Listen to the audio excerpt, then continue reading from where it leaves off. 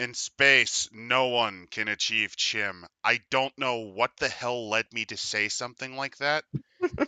Why the fuck I said something like that? I'm going to attribute it to Adam is very tired because he had to spend hours fixing a basement that flooded. Hello there, and welcome to Lore Ramblings. I had to pull a Parker and Brett job, only instead of it being the engineering decks of the Nostromo, it was my fucking cellar. And I'm here to explore more about the lore of Alien. In this case, we're going to be starting right exactly where we left off, which is spacecraft. One of the really cool things about the Free League system is that it actually has a pretty elaborate spacecraft system. The Mind Broken? Oh, yeah, yeah. For adjusted inflation, it destroyed 30 million brain cells in adjusted inflation.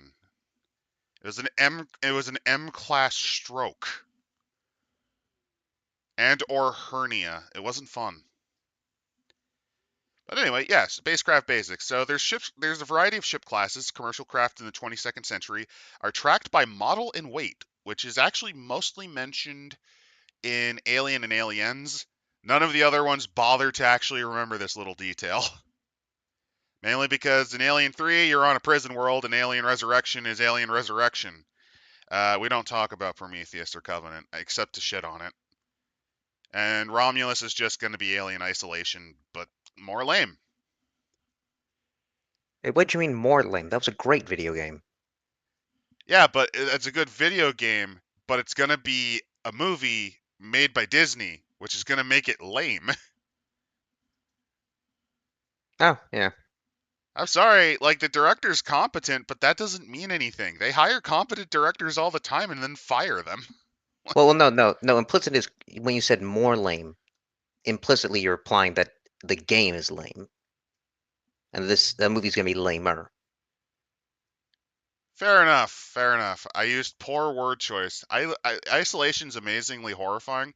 Alien Romulus looks like it's gonna be at least on par with Donkey Kong versus Gojira 2 Electric Boogaloo starring the fucking Power Glove. But at Mainly least that's because silly. I've seen the CGI for both and they both look fucking worse than half of the Michael Bay Transformers films. What the fuck? What the fuck? You have more advanced technology and it looks worse. Well, I mean that also fits with Alien. Ugh. But yeah, if you're wondering, there's A to G class vessels. These ones are pretty small. These ones are mostly used for light cargo, if anything. Class M, which is actually is what the Nostromo was. Nostromo was a Class M star vessel. They fall in that balance between having the best cargo capacity and tolerable engine emissions. They are the workhorses of the United Americas and Three World Empire, and the table below lists a few common ship class types as their typical characteristics. This also means you can actually customize your ship, which they actually show you right here. They give you modules that they would have, armaments, which you can pick. You can determine your thrusters, crew size, FTL capabilities. Class Cs, for example, are never used outside of intersystems cargo hauling. It's Uh, just not too fast. well, no, it's too small to actually have an FTL drive. Oh, It's only 15 meters long. It's more like a lifeboat, if anything. isn't that what did Ripley have at the end of Alien? That's the Narcissus, which just to give you an idea on just to really tell you how little of a shit they give about worker safety, which kind of tells you how dystopian the setting is. The Narcissus is only fitted to be able to save half the crew. The Nostromo is crewed by 7. The Narcissus was only able to, I believe, carry 3. It had room for 3 pods. That's it. Which, uh, Well, like another ship, you don't sink the cost into lifeboats. well, to be fair, the Nostromo had a decent recorded history. At least Not just under Dallas. I believe Dallas was captain for it for at least a couple of hauls, but it had a decent history. Like it wasn't like it was its first voyage. This wasn't their first rodeo. It was the first rodeo with that crew composition, but other than that. But anyway, core components are central features that are on every spaceship. Bridges are one. There's always a reactor. There's always engines, and there's always going to be bulkheads. Internal modules are optional functions that are included outside of the hull. They can be removed and replaced. This affects the price. Armaments are your offensive and defensive countermeasures, and upgrades are improvements. Um, Given that this is the setting of Alien, you're usually going to try to play this cheap, at least somewhat. But one of the cool things I really like is, again, the modules are very customizable. So we have the internal modules. Hmm. So you could have an AI. Well, before Uh, we do that, what are the attributes? Because they mention them. Just very quickly, FTL rating denotes how many days it would take for the ship to travel 1 parsec. So if you have no ability, you just literally can't. It takes 20 days for a Class G to travel 1 parsec. If people need saving, clearly half of them are already dead. Yeah. Thrusters, that's the modification you get to your piloting roles. Basically, the larger your ship, the less maneuverable it is. Hull is how much damage it can take before becoming disabled. This also can instantly fucking kill you. Keep that in mind. Armor rating is just how good its hull is. Armaments is obvious. And now we can get into modules. Your own ships. The ships listed here are for common models found on the frontier. Older versions of the same ship will be cheaper but less reliable. Spacecraft are cost prohibitive. While there are independently owned FTL ships out there, most vessels are corporate or military owned, and most crews are either contracted employees or work for hire. And that is a very common thing. I believe Isolation actually plays with this. Most of the time, you have to essentially take a loan to either rent a ship or you're contracted by the company, and after a certain period of service, you can buy it off of them. well, isn't that how most shipping is? Yes, at least partially. Corporations often lease commercial vehicles to an experienced captain or crew with the option to buy at a later date. A typical lease will cost you 2% of the ship's total price per year. So, for example, the Nostromo cost exactly 30 million, so that would be 600,000 per year, credits per year. Although you can also take shares. You can also take shares in the company as your payment. Hello there, Shane. Evening. We're just talking about getting your own ship because that is something you can get in the Alien RPG, and it's very customizable. Speaking of which, let's actually get to the components like you mentioned. Yeah. So first up, you can get an artificial intelligence. Well, technically, there's other things, the core components, which everything has, but yeah, the first modules you can get, though, is the Yeah. artificial intelligence. I thought we went over the components. If we go over them again, you have the hull, uh, which Pretty is self-explanatory. Same yeah, with armor. bridge. Obviously, you need that. Sensors, Basically, communications most ships array. have a sensor array, mainly just to make sure you're not going to charge in blindly into space lanes. Because, uh, fun fact, there actually is what is it? Space traffic control. It is located on Pluto. I think it's located. No, and it's not. It's not Pluto. It's on Antarctica. It's just there's relay stations around Pluto, if I recall. Hmm. Mainly because Earth is a very busy place space-wise, so it's pretty easy to accidentally cause two spaceships to crash if you're not listening to Antarctica traffic control. How it's space. It's very large, but also keep in mind there's a lot of vessels and you're using FTL travel routes. Oh, that kind of. It's not quite hyperspace where it's charted exactly that way. It's just, it is entirely possible. It's not likely, but in the event that a collision happens, that's what Antarctica traffic control is for. So Also, then you also have. the approach vector to Earth does get pretty crowded. Keep that in mind. Oh yeah. So you have your fusion reactor. If you're military, you're using powdered lithium hydride, which, and by the way, civilians is very explosive. Not not and ci- quite as bad as hydrogen peroxide engines, which yes, those existed. The Germans and I believe the British experimented with them during World War II. Only the Germans were nuts enough to, I believe, make no, the British were nuts enough to make two subs. They were known oh, as death traps. I thought the Germans would have been the ones to do that. No, the Germans dabbled with it, but they focused more of their hydrogen peroxide studies on jet engineering. They wanted to Oh, make plane engines powered on it, which essentially made them death traps. I believe the model of plane based around the engine was essentially a suicide plane. well, sort of how they're saying that with Alien's Dark Descent, there's a recurring story thing about how the company owns everything and how shit it is for the average worker, which is fitting. Funnily enough, while it got cut, the reason Parker and Brett are so money grubbing, like they come off about it and constantly talk about bonuses, is because out of the lot, those two are the working class of the truckers. They're two of everyone else is technically an officer of sorts in the company structure.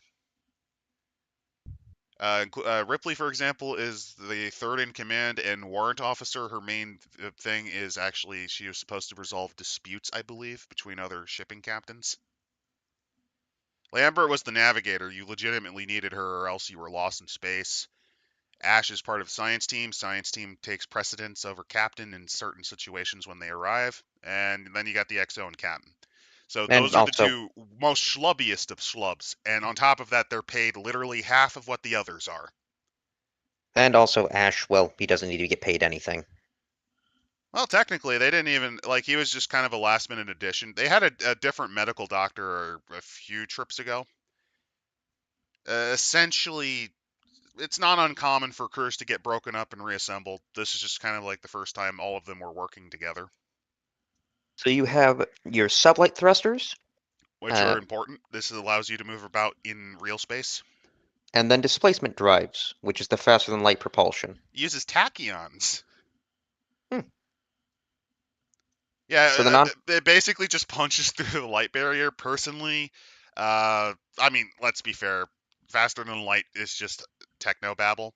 Even if you use like some of the more harder sci-fi stuff like Alcubierre drives, it's just we need a thing to allow us to break through space time. Here you go, tachyon shunt hyperdrive.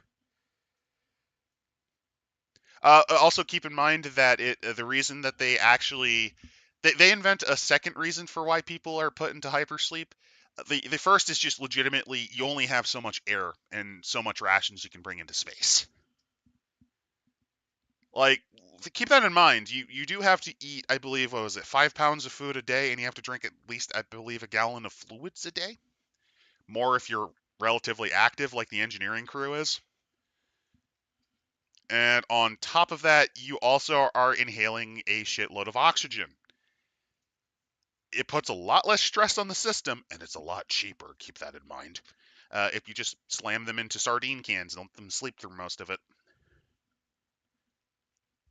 and This so one also comes up with a lesser version of the jaunt, where you just go nuts. I mean, I would just think that would be just from boredom. Yeah, I mean, also the other thing is these ships are very cramped. There's not a lot of movement room. There's a couple of larger rooms where you can kind of just get everyone to sit in together, but uh, Oh, that hmm, oh, that would be an interesting scenario where you wake up, a bunch of the crew are dead, that and has happened. Hypersleep accidents are not they're well, no, they're rarish, but that does happen. you're tricking the players into thinking it's an alien when in reality it's someone who woke up early and has gone insane. Okay, that's a fun idea. That's a good idea for a one shot, actually. I like that. Either that or you have the synthetic go nuts because they are up all the time. Oh, no, I got a better idea. It's an all synthetic crew except for one person who's human, and the human realized that, and the synthetics don't know they're fake. That could also be interesting-ish. I, I don't hate that idea. You could play a lot around. You could play a lot in the alien setting. I kind of like that. So the internal modules. Now that we've covered the external, So, most ships have an artificial intelligence. This is mainly because it allows you to link up to company databases. It also allows it to do the hardest of the calculations for you. Uh, and it, also to run the ship. it is critical if you're dealing with FTL travel to have this. All ships usually have some model of artificial intelligence. The most commonly used are the mother systems, which are very reliable. If you want to work on a budget, you can also use Seegson's Apollo systems, which are also relatively okay for what you need them to do, if not as fancy. I have a feeling that what's the communist faction? United People's Republics, I believe it's called. Yeah, I'm thinking they just use probably theirs would have to be named something like Comrade, I Chairman. or alternatively, you can make it a massive shit post and name it Friend Computer. You could have it be Friend Computer. Oh no, this gives me another idea. Paranoia game, but it's alien. Yeah, you could totally do that on like it wouldn't work on a spaceship, but if you did like a space colony or a No, no, spaceport, it's still on a spaceship. Alpha Complex is now a spaceship. Don't question it. I think it would work better if you had it be like the equivalent of Sevastopol Station, since you have a little more room to play with. Well, I mean, in Ships are not Paranoia, very ships are not very well, in Paranoia, they accidentally opened a portal to Warhammer. This is true. They fought orcs. Anything can happen yeah, in that setting. that was back in the 80s, dude. That was back before they decided to make it more about more against what was it, mutants and conspiracy factions. So you're telling wait, so you're telling me that this event that happened in Alpha Complex didn't happen? Are you doubting the computer? The fact that you know this means that you would have been killed far before I would have been in that scenario. Then your clone would have had to have shut up about it and tried to make me fail initially. And then I've already dead because I'm talking about this in metagaming. But don't worry, all of our six packs are dead, so the game is over. We didn't even make it to the briefing. Things are fine. All right, so moving on. Next is air scrubbers. This You is need that also critical. You literally need these. because you need to clean out the carbon that's now in the air when you breathe out. Yeah. On top of that, it also makes sure that the oxygen environment is maintained And because why not? even when humans are asleep, reminder, you still have things like protists and bacteria. Maybe you might have rats on board. That does happen. Then you need a cargo bay to obviously transport your cargo. Technically, you don't necessarily need that. The Nostromo does have a cargo bay, if I recall, but not every ship does need one. It really depends on what your service is. Like, let's say, what was it, the G class, which is pretty small.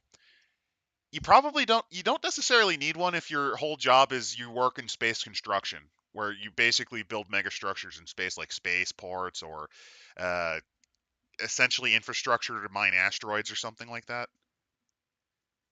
Like, it's not critical, but most ships usually have this. Mainly Yes. because if pickings get slim in your specified field, you can haul you can haul cargo. Then you have the corporate suite, which is obviously for people that, well, want to be on luxury when they're traveling 50 years into the future. Possibly a wet bar, wall safe, and personal escape pod, aka this is a reference to Prometheus. It is a reference to Prometheus, which is unfortunate, but this also fits for Alien completely. I am absolutely okay with this being included. Yeah. Cryo deck, uh, This is the also completely critical if you have any ship that uses FTL. You legitimately need this. docking umbilical. This is also relatively critical. This is actually something that you need if you are hauling things like refineries. By the way, if you're wondering, in the model, you remember the image of the Nostromo where it has like these four giant, like cathedral-like pillars? That is Yep. not the ship. That's the oil refinery it's tugging. People usually get that wrong, and I don't blame them because the ship is tiny. It's a little tugboat. even though it's M class. I mean, yeah, M-class compared to a giant refinery carrying 20 million tons of petrochemicals. It's carrying a mixture of, I believe, iron ore but mostly oil. It was carrying mostly oil to be converted into plastic as you went on your long haul. Mainly because, That- again, in the alien setting, yes, we cracked fusion, so we don't really need oil for that. And on top of that, most vehicles either use that or lithium batteries or electrical systems instead. You still And need oil for plastics. and obviously the greatest corporation that exists within the Three Worlds Empire, Games Workshop, needs its plastic. I mean, if you legitimately, you could run an alien game where you're working in the Three World Empire for them. You legitimately could do that. Games Workshop sends out a stat because, wait a minute, an alien race that infects other people and reproduces through them, they're stealing our idea. We have to sue the alien. I love the mental Send a image. copyright notice to an alien. I love the mental image of, like, you get this lawyer, the space lawyer. He's in his suit. He's in his suit, the gray suit with the tie, and he's like marching into the. He kind of looks like Michael Scott, and he's marching into the alien hive. The queen hisses, and he just gives legal retainer to appear in court, and the alien queen, because it's actually intelligent, picks it up and looks like it's reading it, even though it can't understand the human language. There's something mentally amazing about that image. And he throws out a copy of the 8th edition Codex for Gene Stealers. It's like, see you in court. And then it cuts into comedy where the alien queen legitimately, because it's intelligent, is able to prove that it came out that the alien queen came out before they did. And then, in fact, now they Games have now Workshop that now Games Workshop loses. has well, Games Workshop will then counter and say, well, we don't call them aliens, we call them Xenos. Just stares at them, uses face huggers awaken.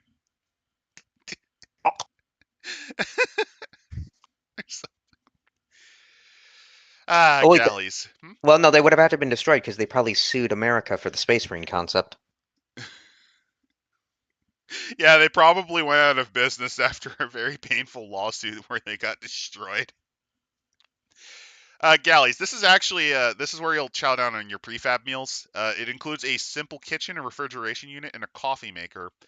The capacity and cost of it depends on the size of the module. Fun fact: galleys often sometimes have this thing called an auto chef. This was something they actually mentioned in one of the earlier Alien scripts. There is a thing. Besides the auto dock, there is the auto chef, and that thing is genuinely fucking terrible. Yes, it can hypothetically make you food. It's edible. Well, no, no, no, no, no, no. Edibility implies you can stomach it down. It's digestible, which I think is more damning. So then you have your hangar, This is usually where you would put your, well, again, escape pods. your med lab. Most ships have this mainly because, well, again, companies are out to find new things to study and new things to profit off of. So if you find an alien life form, which doesn't necessarily have to be the xenomorph, it can be any alien. That's the point of the med lab. Same if you also are looking into doing things like mining minerals from asteroids or surveying a planet.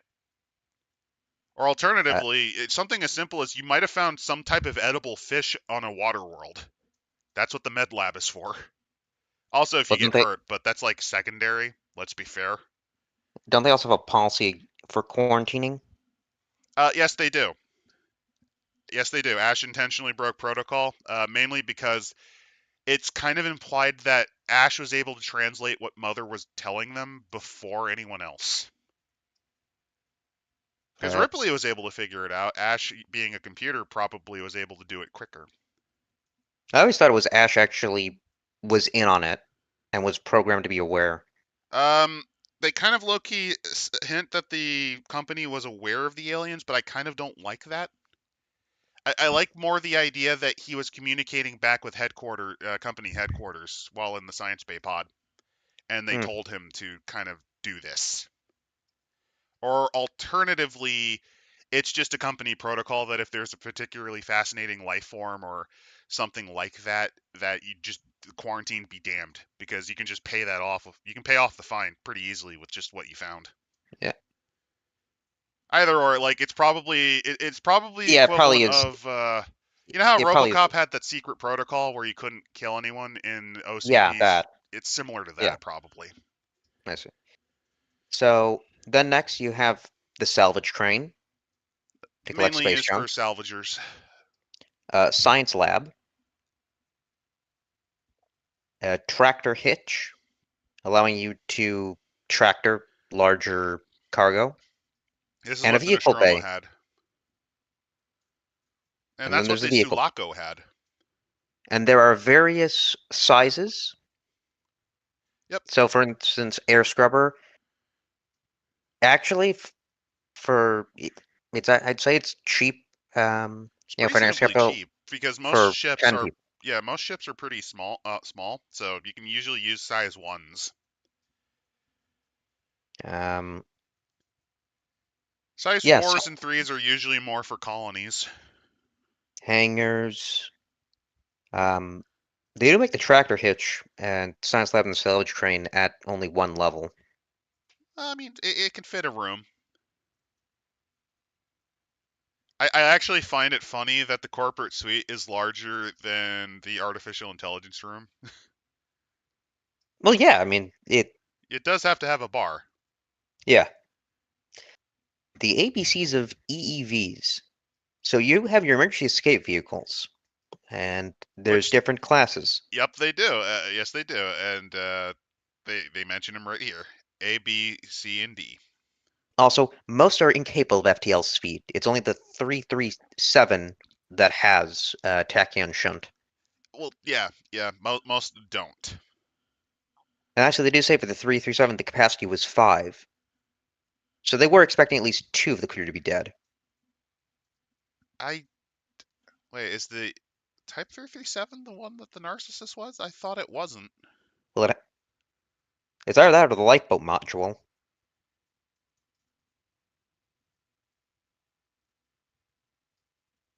I don't think it is. I think it Oh, might be the Class B. also, well, I Oh do no, it like isn't. No, no, you're right. It has yeah, to be C or D. the class A. They literally describe it as a coffin-shaped ejection pod.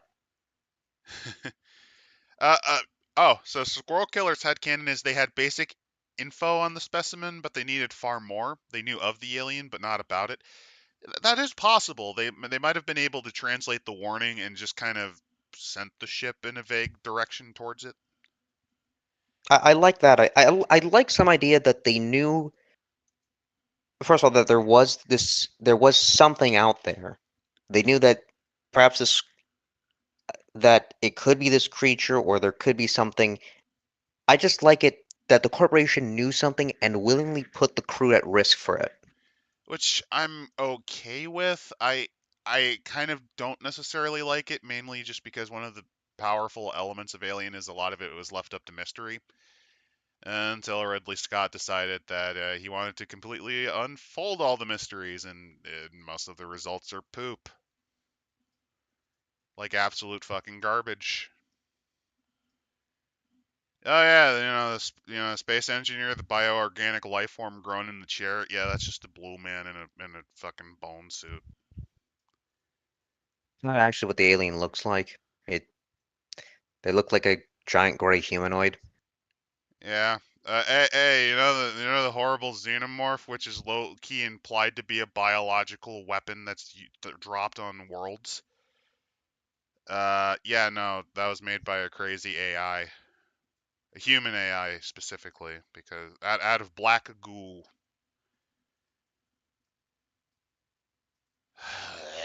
So on to the fun stuff. Guns. Well, yeah, because the ejection pods are interesting. They're kind of neat. This is another reason I like this. I like this book. It's so fiddly. Here's an example of a G class, which is smaller than the M class, the Corvus. I believe these. Yep, this actually is relatively cramped. Funny, Oh, it's the Anesidora as well. manufacturer's Lockmart.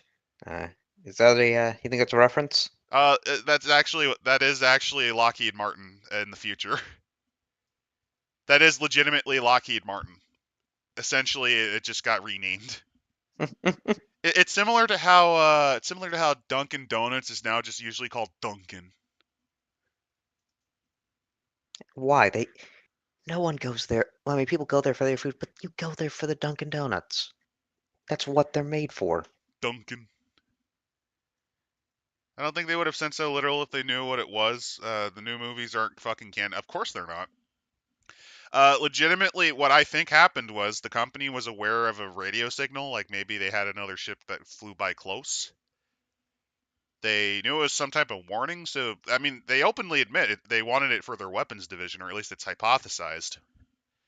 So, my guess is they probably thought it was relatively safe-ish. Also, on top of that, they're kind of just exploiting basic commercial law because you're required to actually investigate and try to help those in distress.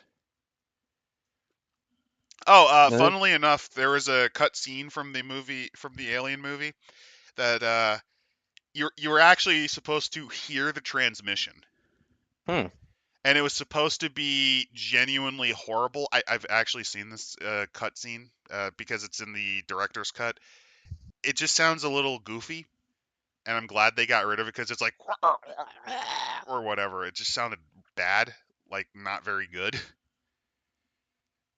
It did not sound otherworldly creepy, which is what they were going for. It just sounded like some random electronic farts or whale noises, which is weird, but not not what they were going for. Yeah. So, But the weapons. idea is you were supposed to hear this weird signal. Like doesn't sound right. Like it doesn't sound like any signal any human has ever heard of before. And then there's the disturbing idea that Lambert brings up, saying maybe it's a voice, as in it's speaking to you. Like the idea is it's supposed to be beyond your average comprehension for what an alien might be. Like because we have a habit of anthropomorphizing aliens. The idea is this is beyond your like this is first contact essentially.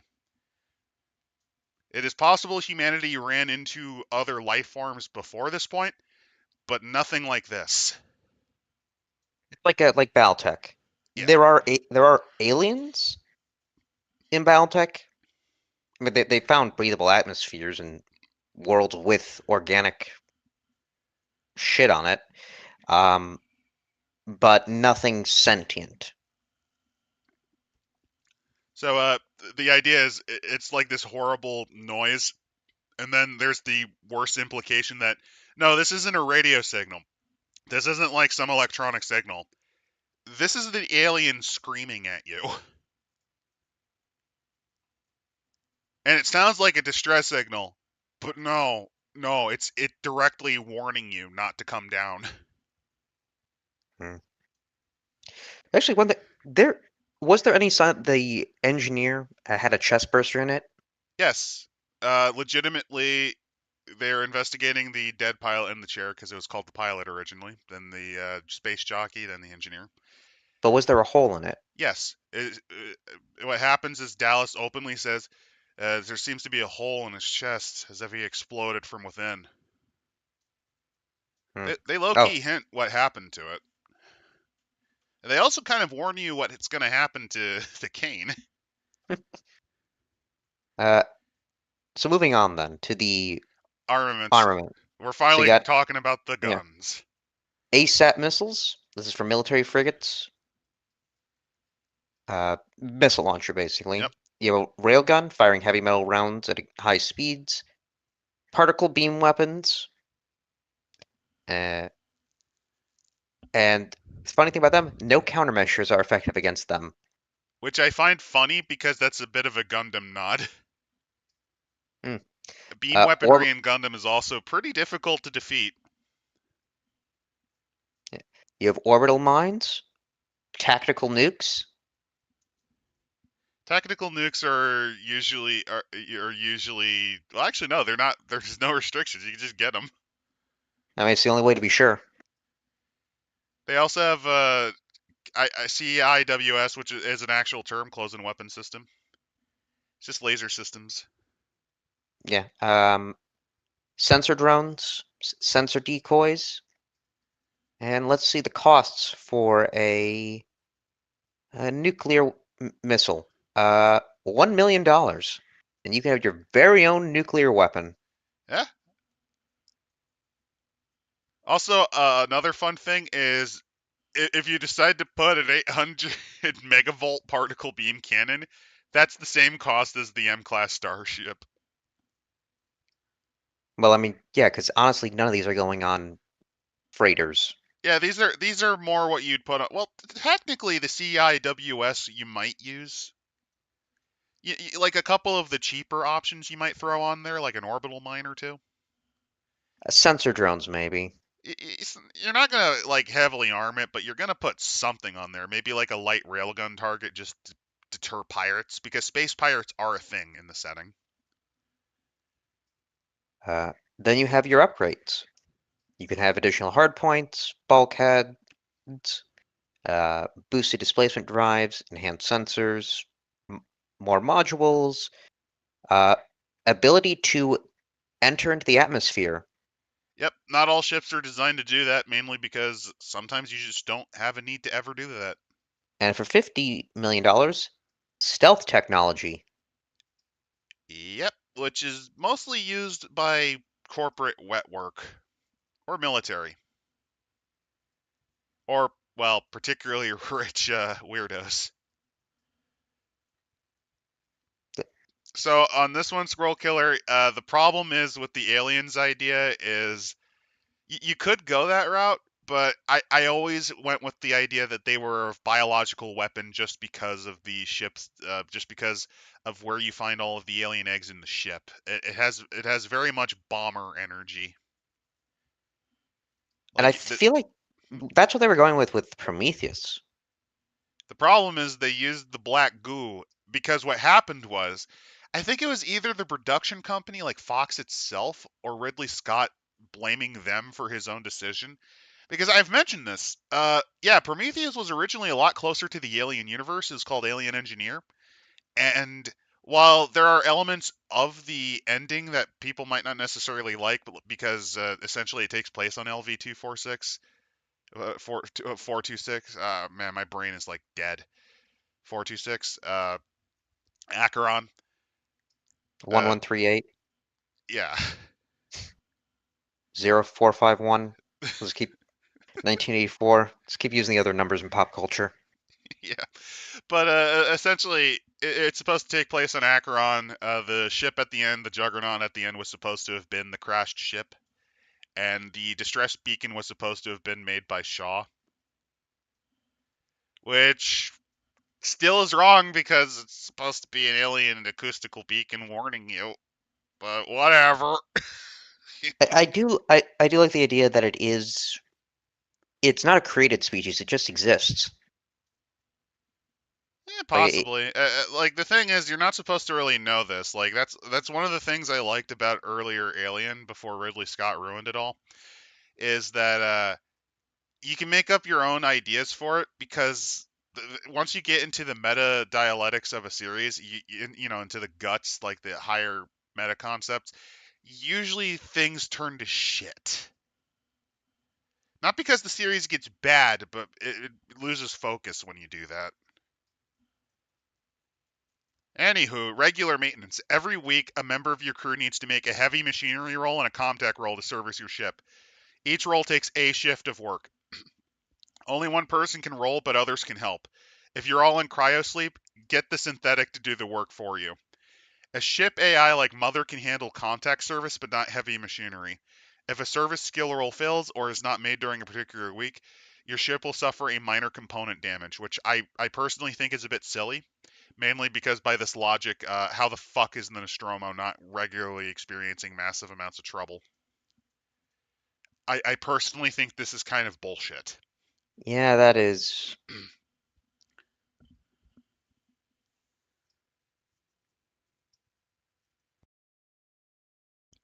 No, like that is genuinely nonsense because that would imply that Parker and Brett are constantly woken up out of hypersleep, which by the way is still at least a little bit dangerous. There's still a small chance that you just don't fucking wake up.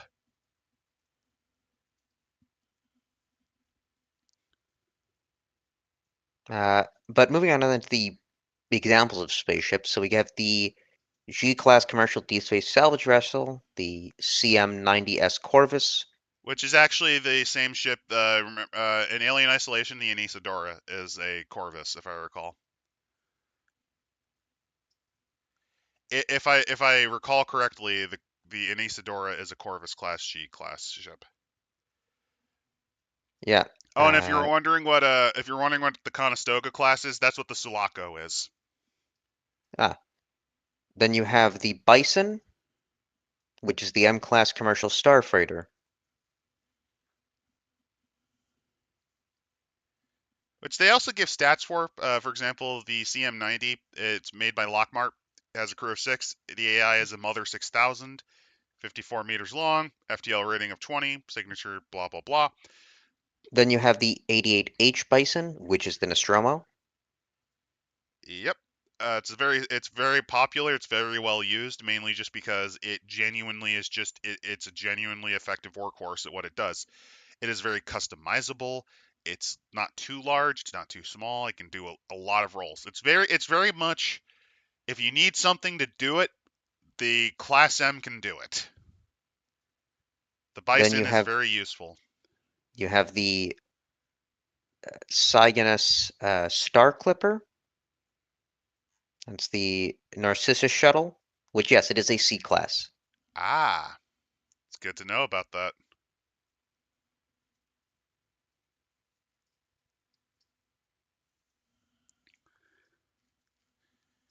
Yep, Star Cup And shuttles are older models only and, usually carry 2. You can actually carry 3. and then they actually have a image of the Nostromo. Yep, it's a much smaller ship than you would think. The Constega class frigate. This is the Sulaco. Yes, it is. By the way, the Sulaco is now arguably seen as a ghost ship, mainly because an entire platoon of Colonial Marines went out on it one day, never came back. But And but there's rumors that in certain regions of the frontier you can still see this thing floating around. then there's also the fact that some of these ships they can carry nukes while moving through UPP and UA space, which is a clear violation of both the Strategic Arms Reduction and Washington treaties, which means SALT somehow increased. Yeah, space combat. So yeah, There, space battles are short, sharp, and brutal. well, as I say, there are three things to know in space. One, he who shoots first wins. Two, Yes, range determines the shape of the battle. Three, it's hard to radically change your velocity vector in space. it is. So So they're going very much in a hard sci-fi approach with the uh, combat here. they are, and combat is short and very nasty. Spaceship I guess crews vary a lot. It could be a single person to scores of people. Mother can actually fulfill a mother unit, or any AI can technically fulfill at least a position on there. The main roles are captain, sensor operators, pilots, gunners, and engineers. you got your distance. Uh, you've got various zones you're in. If you're in the same zone, you can contact and you can actually board and ram. Yep, which is pretty difficult because you have to angle trajectories and things. That Yeah. requires some good piloting. So it's a little bit Star Trek-ish. I guess they're playing with a bit here. Yep. Short is the adjacent zone. This is visual contact limit because again, space is vast, and your ships are small compared to it. Uh, then medium's 2 zones away, long is 4 zones, extreme is 8 zones, and that's the sensor limit. I believe this is similar to how combat also occurs in the map portions on like the colonies or on ships too. Hmm. At least the usage of zones like this. So yeah, spaceship travel really fast. Drastically changing vectors are basically impossible, so usually it's very short combat. Oh, and they advertise their own official maps and markers pack. Well, yeah. Of course they do.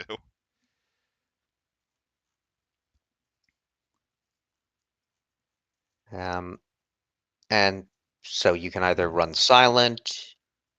Uh,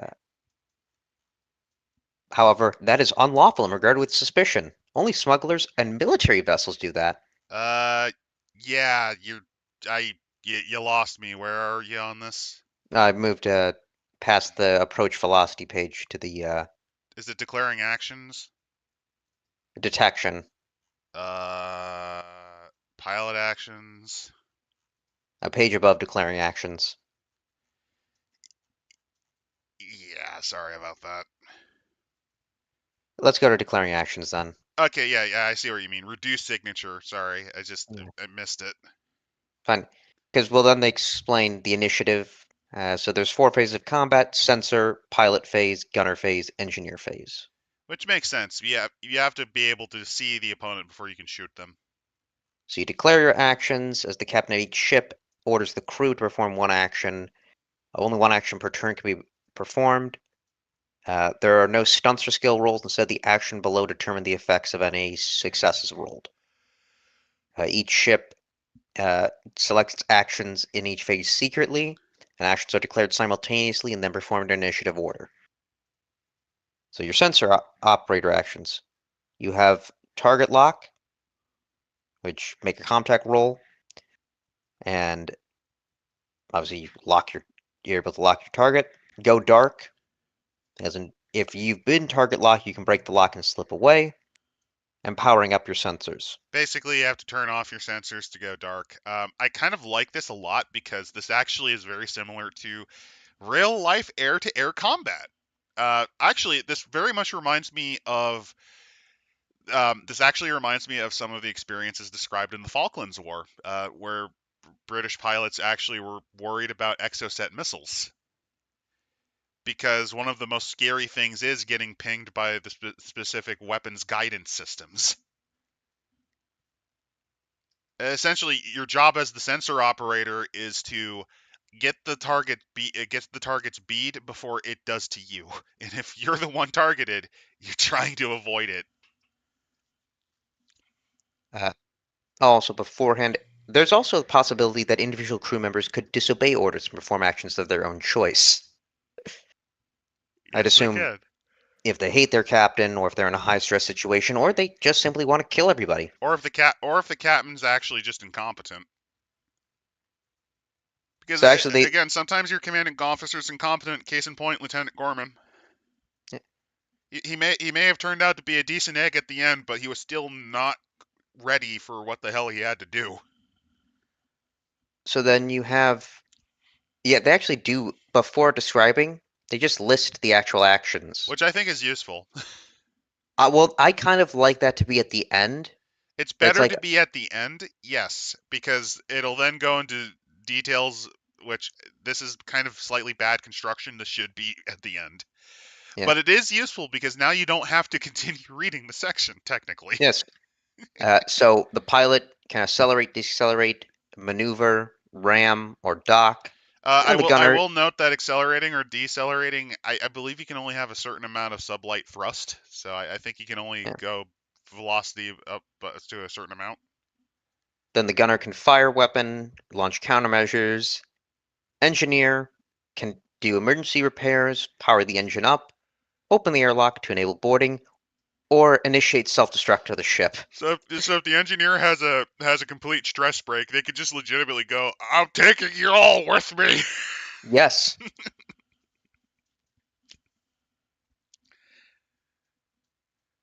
They also give you the modifiers for target locking, which is pretty nice. Same with modification factors.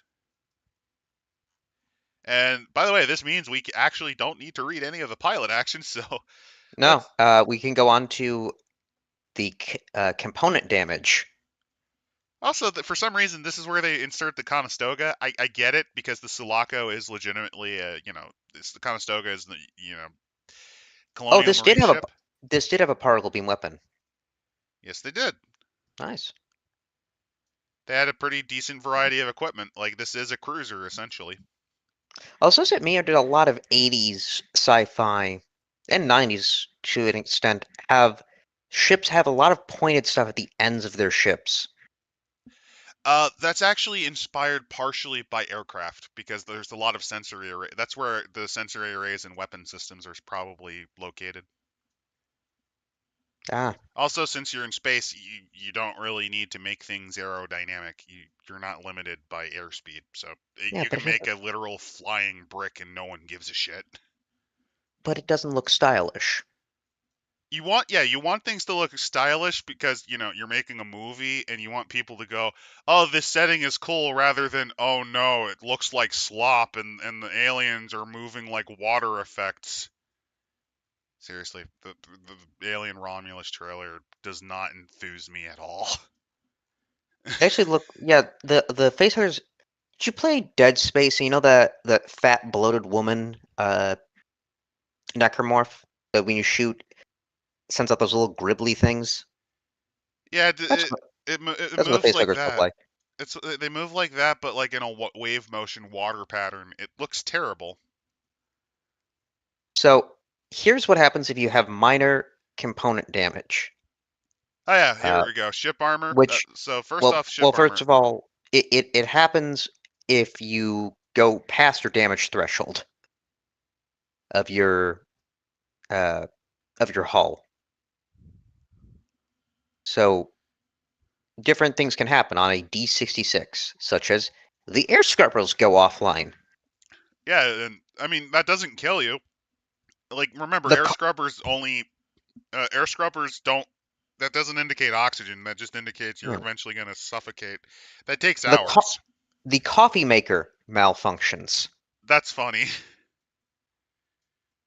Ladders get disabled. Your life support goes offline. Now that could just destroy you. Yeah. Refrigeration unit damaged. The reactor leaks. Not great. And waste disposal malfunction at 66. Its effects. Things are about to get very smelly. Yeah, you don't really want that to happen. Then a major malfunction happens on a 2d6, and things like bridge exposed to vacuum. Which means you're fucked. Escape pods heavily damaged. They cannot be used. A chain Also, re no, one no, of my favorite ones is critical crew injury. So one of the random crew members is broken and basically dead. and chain reaction. You roll twice. Don't forget reactor detonation, which just means fuck you, you're dead. Oh, they have panic rolls as well. That's 2 pages down. Also, again, the stars indicate a 6 on a six-sided die. That's what the stars mean, for those wondering. I believe Facehugger is a 1. So But yeah, panic. Space combat panic roll. Here we go. hysteric comms chatter. You lose your cool and shout or babble at the intercom, making communications impossible. Your stress levels increase by 1, but everyone else, every other friendly PC who hears it, increases by 1. Also, one of your options is legitimately to ignore orders. Abandon ship, maximum overload. You overload the station, critically damaging it, which can either make a major component fail. Oh, Yeah, engineer's reactor breach. which just means, I mean, hey, that could be worse. That could just be you explode, but it's not. Ship loses all propulsion and strong radiation leak in the reactor control area, weak radiation in the rest of the ship. Yes, radiation is an environmental hazard, and it's not fun. That's just a little cancer. They then give a ship combat example. We can kind of skip We'll those. skip that. Your job is game mother, which I is just basically keep up the space horror and the tension. I'm also not a fan of the term game mother. Just use the term game master. It's fine. It's You don't have to be cutesy. That's actually kind of obnoxious when people do that. Uh, stress and horror. Actually, I do like this on page uh, 212. It's a bit of Also, ways, one of your things is bring a horrible death. but three stages of fear and how to create horror in a role-playing game, which essentially is, don't overdo it. You have to properly pace it. First of all, the first stage is dread. Something's wrong, and you're not sure why. uh, where are you again? I moved to page 212. I was flipping through because in general, this is stuff that we've Yeah, talked fair about. enough. So, Space Horror, at its core, Alien's about survival. It's about confronting your deepest fears, fighting them, and trying to get home in one piece. Also, space is hell. Nature's neither good or evil. It is indifferent to humanity, though. So, one of the things about it is, legitimately, going out into space at all, something as routine as just repairing the outside hull, you could just drop dead from a solar flare or just from a micrometeor impact that just destroys your skull case. Sorry, man, space is hell. Greed, killing greed. It's the corporate guys that are fucking you over. So humans are often the more disastrous threat than the alien itself. There's also sci-fi action, someone else's war, mainly just because a bit of a nod to Vietnam. And the just general fact that Aliens is much more of an action film. Also, on top of that, everyone's expendable. But also a sense of wonder. Um, Which, well, well, which the a first one can similar go theme fuck is itself. present in Prometheus, Yeah, which the first one, Origin of Life, can go fuck itself. I refuse on every principle ever humanly possible of using that one. but what if religion was wrong and we're made by space aliens? I'm not kidding. There was a lot of effort by Ridley Scott, David Lindelof, and I think one other brainlet to really tell you up front that Jesus was an engineer. Like Because they he go couldn't. full Von Daniken fucking ancient alien scam shit. And it is so awful that And all religions are interconnected and they were made by something else. fucking Christ, I hate that so much. I do like I do like uh, some exploration of religion in space. We brought it up. I'm not correcting the old and new gods. That's an okay Yeah. idea. No. Well, no. I'm saying we brought it before, like Alien with 3, it well, no, legitimately plays with it. with like Eclipse Phase, where they had like a space station built for Muslims to, correctly pray to Mecca, Yeah. even though they're in space. That kind of implication of, well, how do you practice your rituals? Like again, like Judaism, how do you practice your rituals maybe on a planet where, you know, like where a day is more than 24 hours? You know what actually would be a really fun idea for an alien campaign since you mentioned Judaism?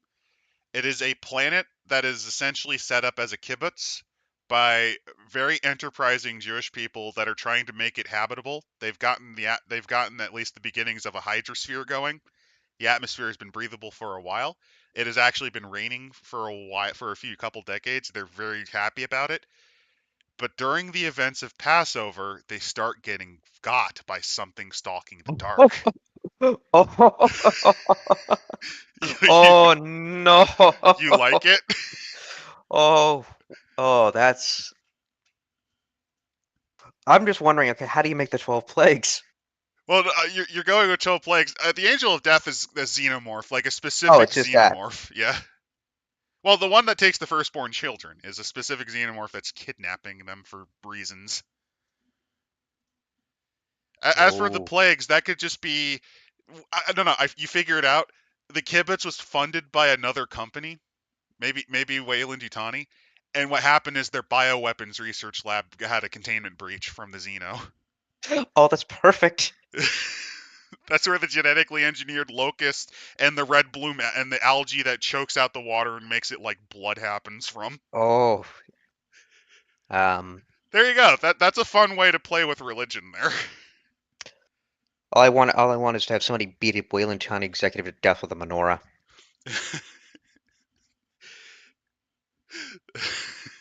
That would be fun to break up the monotony of horror.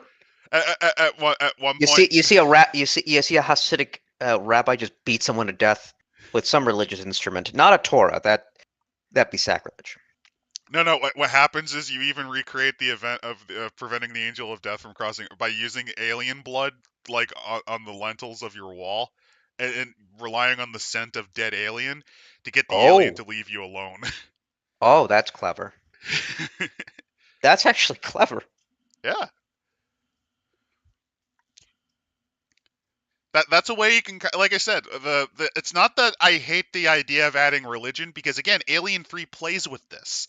One of the scripts for Alien 3 was really cool, where they went onto a wooden monastery in space. That's stupid, but the concept makes sense. You would have a new, because that's something that Star Trek itself plays with actually.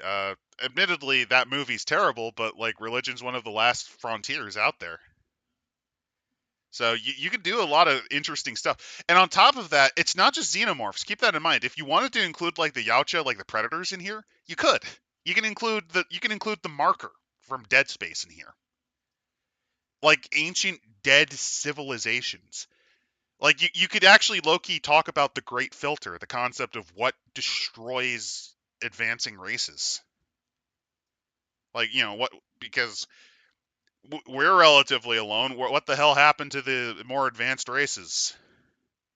And you can play with that. You can play with the great cosmic horror mystery. I mean, hell, you could do Cthulhu in space for all I care. That's kind of the magic about this. Actually, that could probably work, considering things like the fungi of Yoggoth Yeah. being actually aliens. Um, Retrofuturism. The future is old and worn. Spaceships look like oil refineries. No, they don't. People get that part wrong. Computers are the size of a room? Not always, but at least the powerful ones are. Spacesuits look like they belong to 19th century divers. That is incorrect. They look like slightly fancy astronaut suits. Yeah, it's when you get too preachy. That's the space religion is definitely fine. I'm okay with playing with it in Alien, mainly because one of the better Alien comic runs was Alien: The War for Earth, which plays with that. There's an entire faith called the what was it, the Cult of Divine Incubation, yeah, which they though I reference don't. in this book.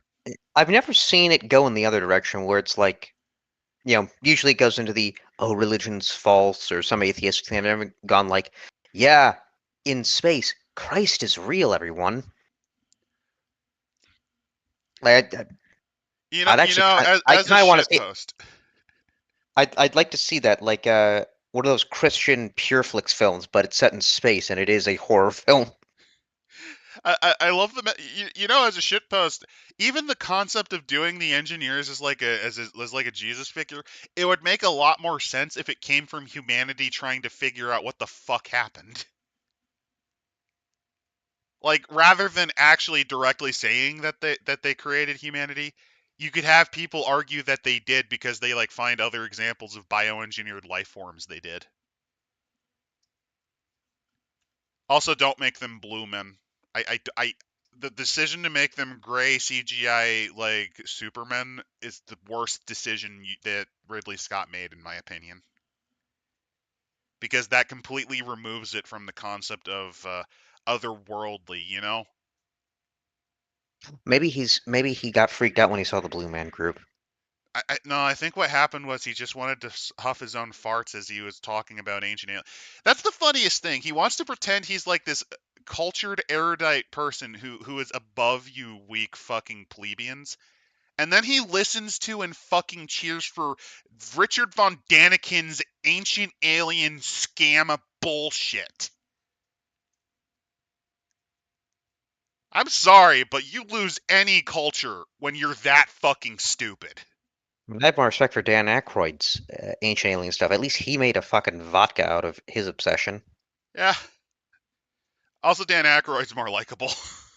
Yeah. Let's be fair. But yeah, retrofuturism is a big thing. Stress and horror. This is one of my favorite things about this RPG system. Actually, is the stress and horror system, They because they out- yeah, they it, outright say fear and horror is the very DNA of Alien. yeah, fear of the unknown, the loss of control, and being forced to make terrible choices. So the three stages of horror. First stage is dread. You have to make a sense that something bad is going to happen, something's wrong, but they can't understand what it is. Get an example: someone finding blood in the hallway. A strange leather egg is found in a crashed ship. It's like something is alive in there. Terror.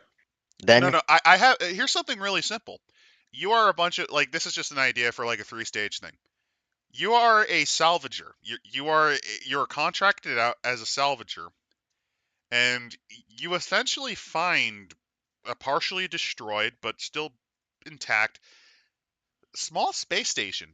Like a small spaceport. That's weird because this was never charted on any map. mhm. And Then yeah, the next stage is terror, which is when you feel terror when you know something bad will happen at any moment. So in this example, you're on this abandoned station and you realize something's out there. Something is stalking you, something is aware of you, something is alive on the station. or alternatively, here's my idea. You explore the space station and you find an area called that's merely called biocontainment, and it's broken open, and you see what looks to be spores or like some form of slime mold growing on the walls. Then the final is horror, which is when the danger reveals itself. So in this case, whatever broke out of containment appears Or and alternatively, your crew member who is coughing a bit for the past few hours, his face breaks open as an alien fungus takes over his body and it begins leaping towards you, making chittering noises. but Space then cordyceps. there's a flood. Yeah, you could do the flood. Then you have relieving stress. So finding downtime, a safe place to hide.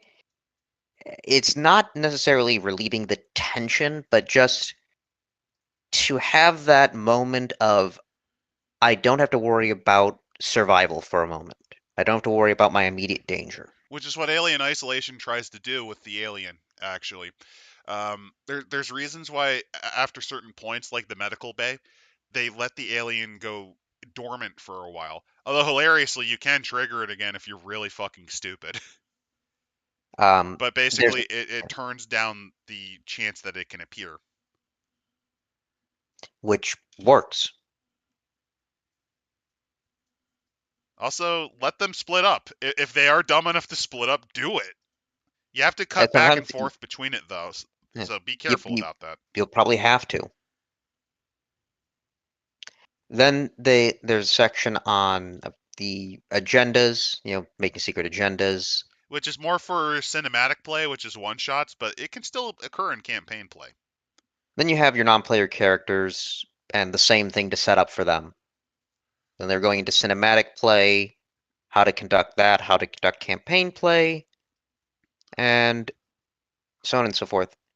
It's Uh, essentially basic writing ideas. Uh, yeah, they do recommend very heartily for campaign play, have a session zero.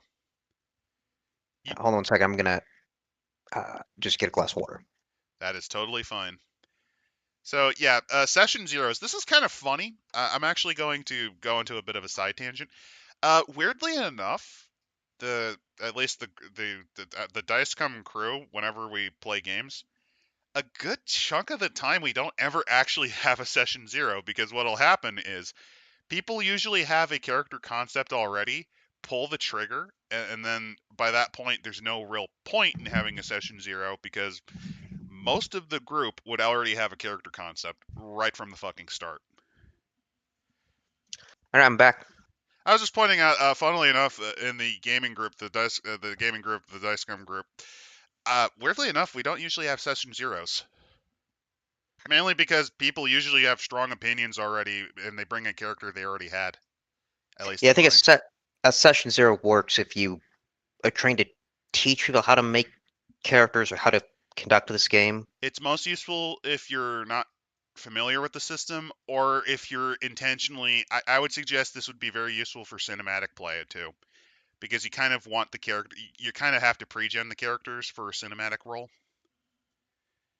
Although So, at that point, it might be smarter just for the game master to just hand you a sheet like a pre-made, oh, uh, at before least we for go on then cinematic. to the next sections, I believe are the lore.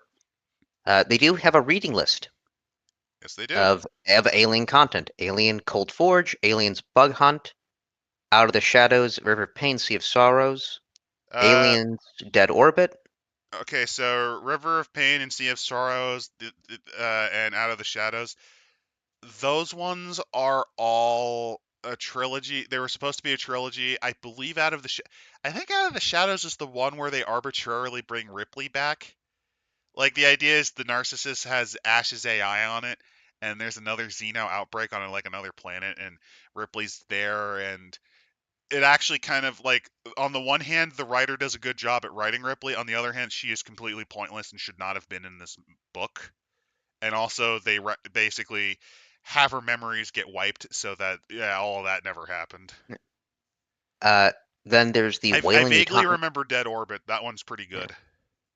Weyland Yutani report and the Yep. Aliens Colonial Marines Technical Manual. Both of them are highly recommended. I actually considered doing the technical manual for. I actually really strongly considered doing that for one of our streams.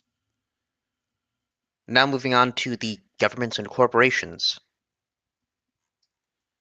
Which, hey, big corpo.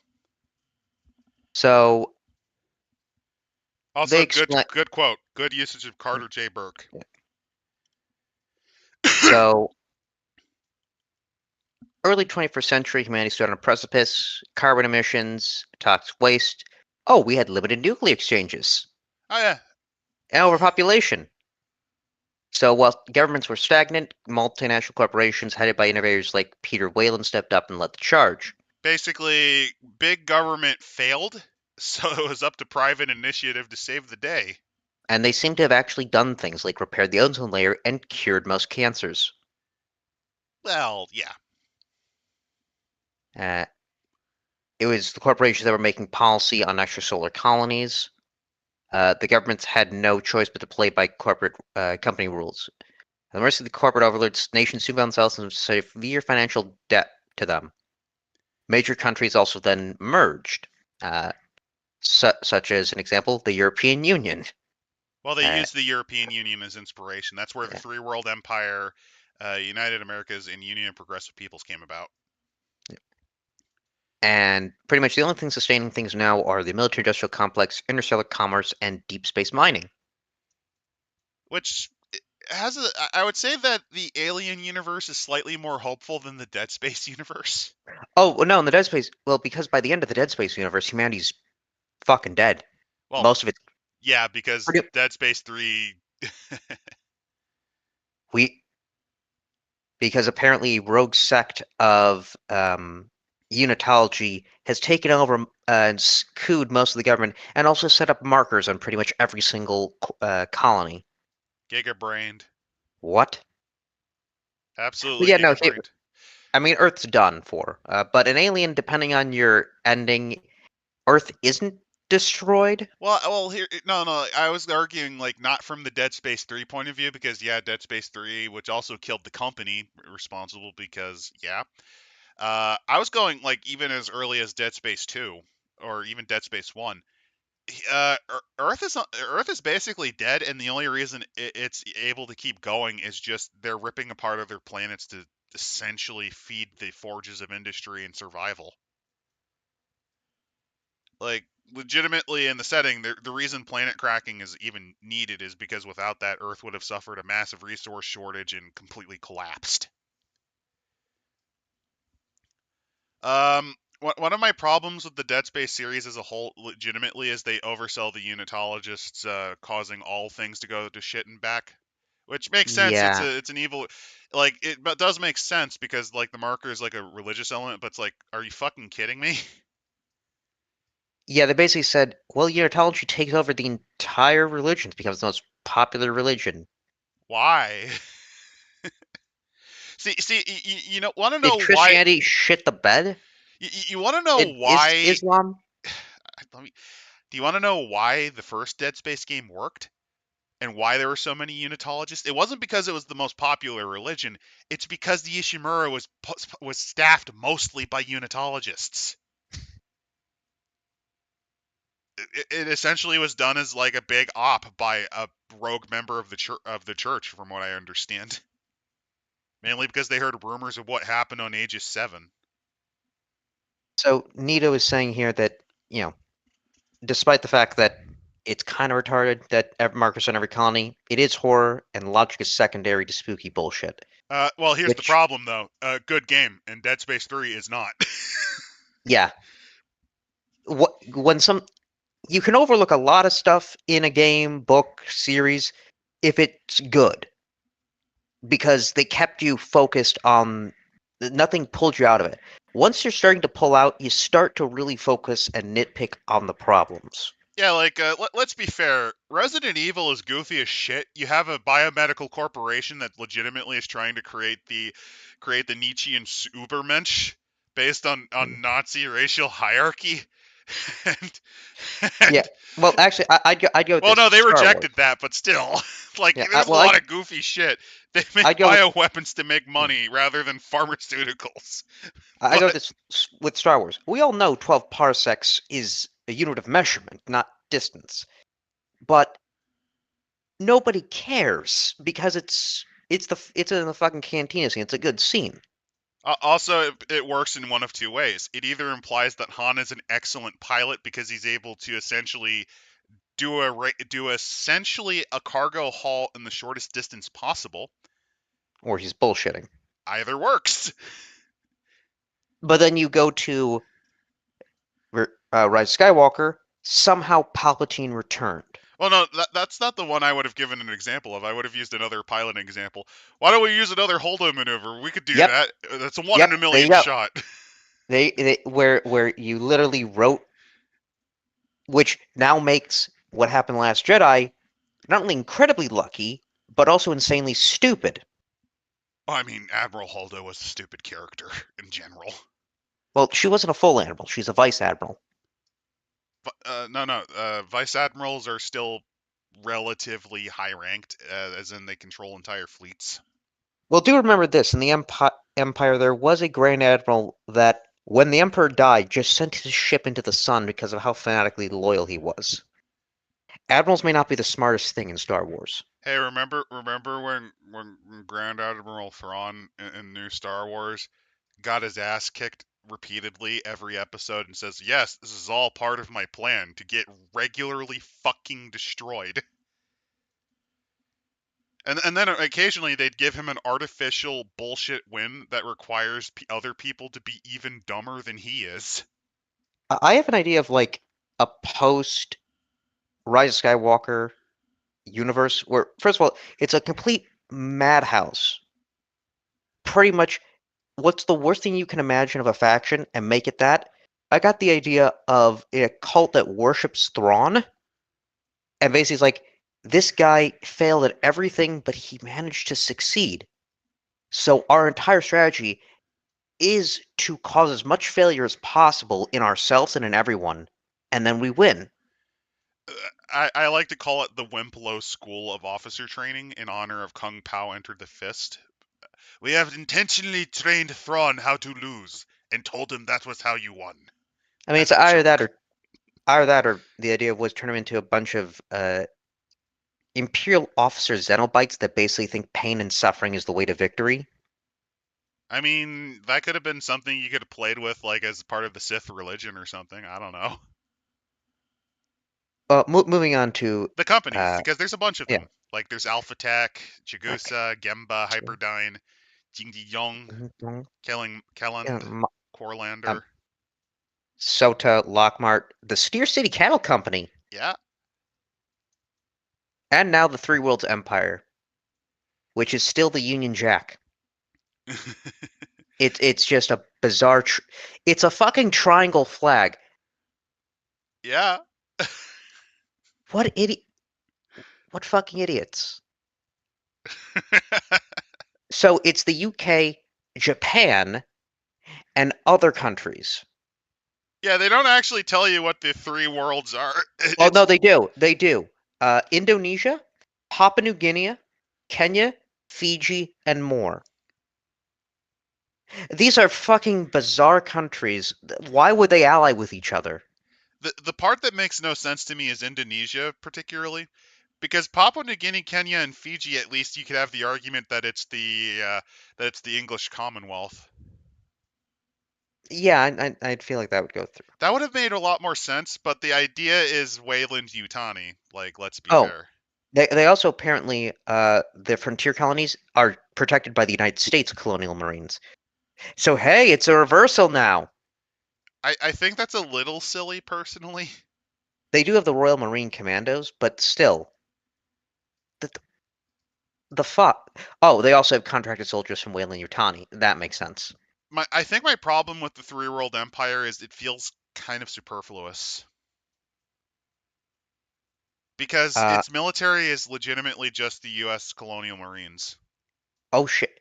That's kind So of their leader. that's kind of dumb.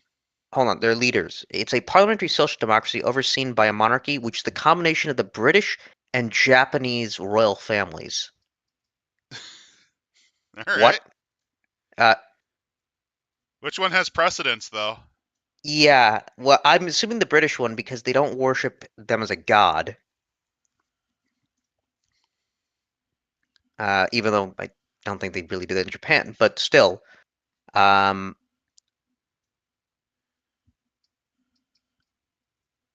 they do have a parliament. Um, They have a lot of the extra solar colonies as well. They've also done pushes into the frontier and outer rim. These are known as the Anglo-Japanese arms. even though there's really not a lot of Japanese influence. Yeah, I think this is kind of silly. I mean, it basically is to explain Wayland and Yutani. Why are they together? Well, Why wouldn't they just do a corporate merger? Because I mean, if you think they, about it, that's basically how Tata Steel essentially runs the British steel industry, because yeah. India basically bought it. Then there's also the fact that it comes from the three worlds of the that were first inhabited by humanity: Earth, Mars, and Titan. Even though Titan's, I believe, a moon, It is a moon of Saturn. so it is not a planet. I think my biggest problem is the three world empire just there there is nothing there to suggest that it is unique. It legitimately doesn't even have its own military. It is essentially a puppet of Wayland Yutani. It would have Which, actually have been yeah, smarter. It would have been smarter if they did not actually make this as a concept and instead just added, because they have a corporate system, like I believe it's called the Coral. I should have just been the ICSE. well, that just manages corporations. Basically, to have, I'd say, probably political power and some sort of maybe cultural backing, you essentially have these larger states be puppets of the corporations. Which would have made sense, but the problem is this. It It just just, doesn't feel real. especially since we're going to compare it to the other two, which are a lot better. Yeah. The next one is the United Americas, Which is also real.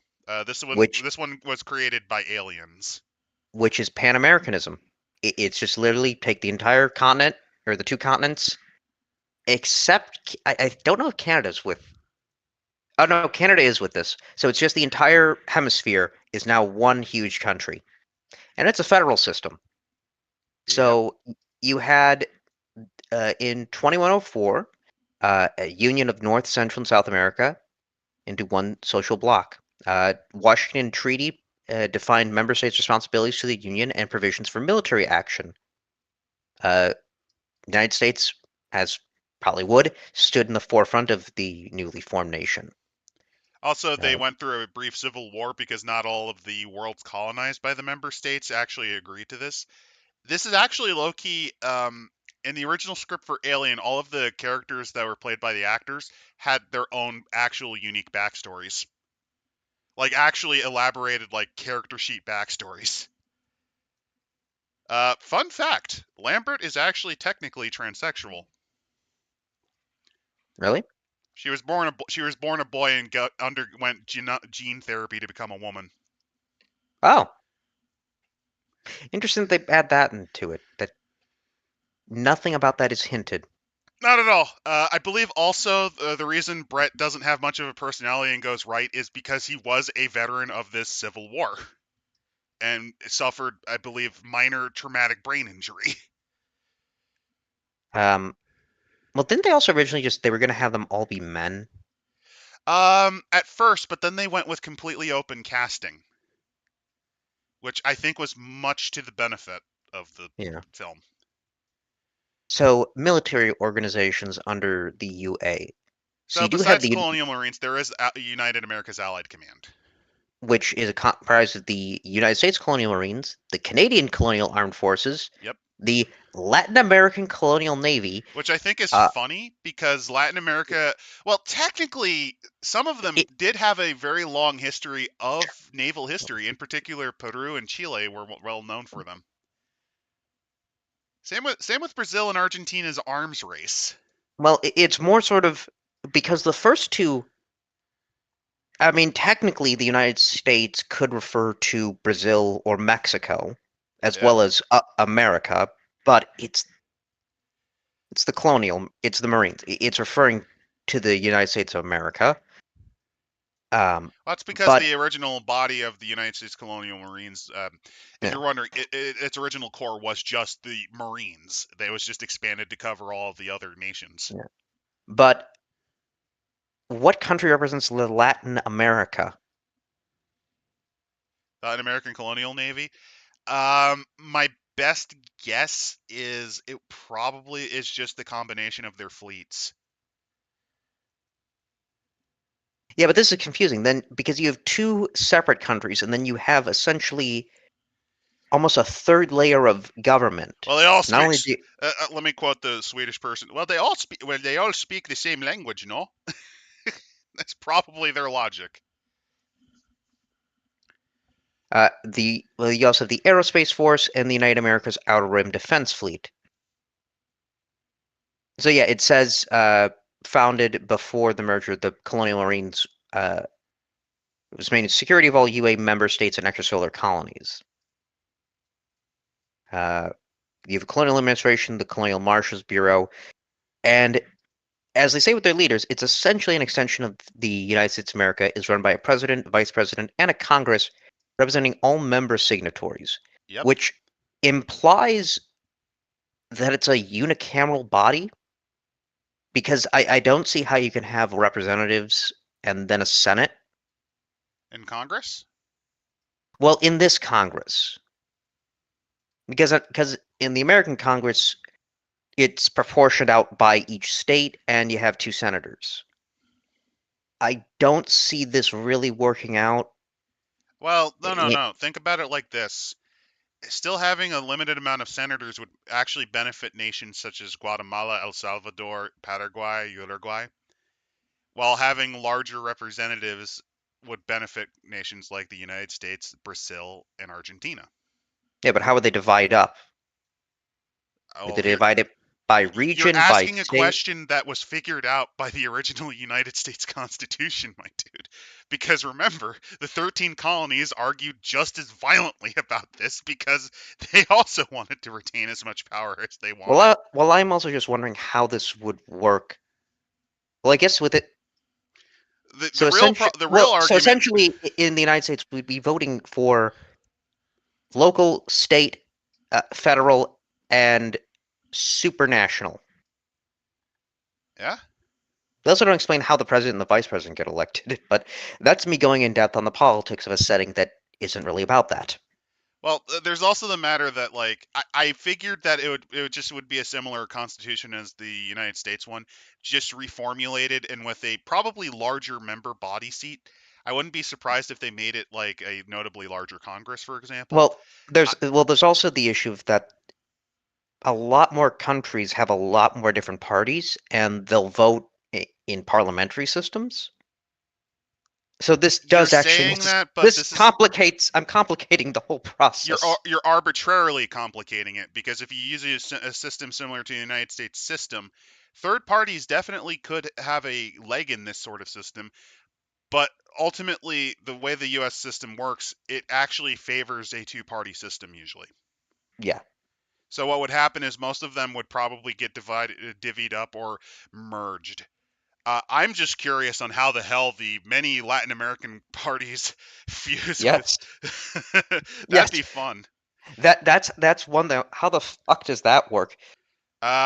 Organically over decades, like you're asking for specific nitty gritty on something that, like, it's an organic process. It's similar to how after the Well, Federalists collapsed, you got the Whigs, and then after that, the Whigs exploded into multiple factions before the Republican Party came about. well, Something like that probably happened. well. That's it. Like how I was saying earlier about religion in these science fiction settings. When they bring up this thing of like, well, the entire Americas merge. Can you explain to me how that works? That's actually something that's pretty significant. That would have been a good idea, especially since, yes, the U.S. does get along fairly well with quite a few of the nations in this hemisphere, but quite a few would have to actually have been militarily conquered. Or changed in some capacity, or America changes in its perspective. Also, I'm going to be honest, I think Canada would have joined the Three Worlds Alliance mainly because their whole thing is anti-US. Could be. Well, their whole Um, thing is just trying to force an identity by claiming what they are not. I will say this though, like you're complaining about United Americas, but I still think it makes a hell of a lot more sense than Three Worlds because oh, it Three does. Worlds does not do anything with the Japanese cultures or systems other than just, oh no, Al- Wayland Industries combined with the Zaibatsu Yutani. Also, to bring up something, language. At least in the Americas, all of the major languages pretty much the same alphabet. They're all phonetic languages. Well, there's also the thing English, is, Spanish, French, and Portuguese. yeah, You're going from English to Japanese with the Three Worlds Empire. well, no, no, I could see how you could do this with the English system. What happens is the Japanese just adopt Romaji and Katakana much more. Ah, That would, I think, make more sense. Although I think it's pretty weird. I do think it's weird that there's no real element of the Japanese system in the UK system. speaking of Like, the like other, there's no yeah, equivalent of a self-defense force. They basically just also they're a sovereign nation, and yet despite that, they need the United Americas to do all of their heavy lifting for them, or the corporations. irony, Why is there I, no imperial self-defense force or something?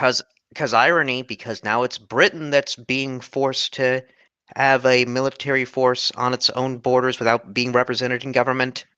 I'm actually really curious on where they got the Three Worlds Empire idea from. It I might have feel like that it might have I been originally from Alien.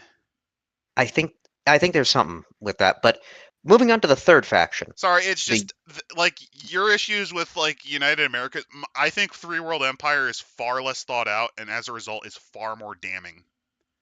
yeah, no, I agree. I'm going way more artistically in depth into that. Even though, like, I do genuinely think United Americas there is a logic to it, especially since they do open up that when it formed, they had to fight a multi-year civil war to enforce peace. So you could tell that it was formed in bloodshed.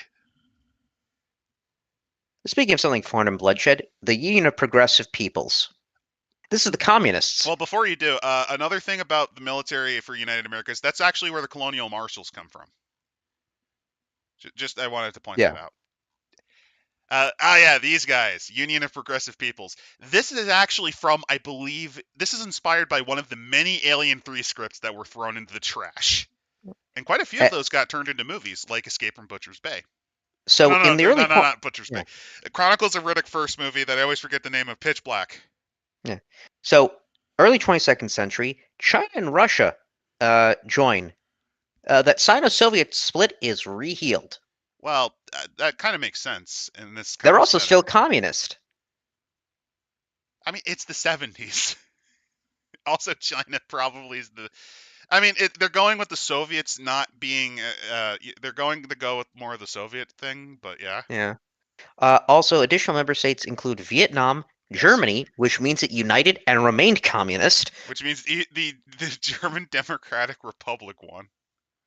Spain, for some reason, several other Asian and Eastern European countries. I like how Spain also went communist in this. They're also racist against androids. Amusing. They're property of the state. The Canadian and American systems don't mesh very well. Yeah, that's because Canada uses Westminster system.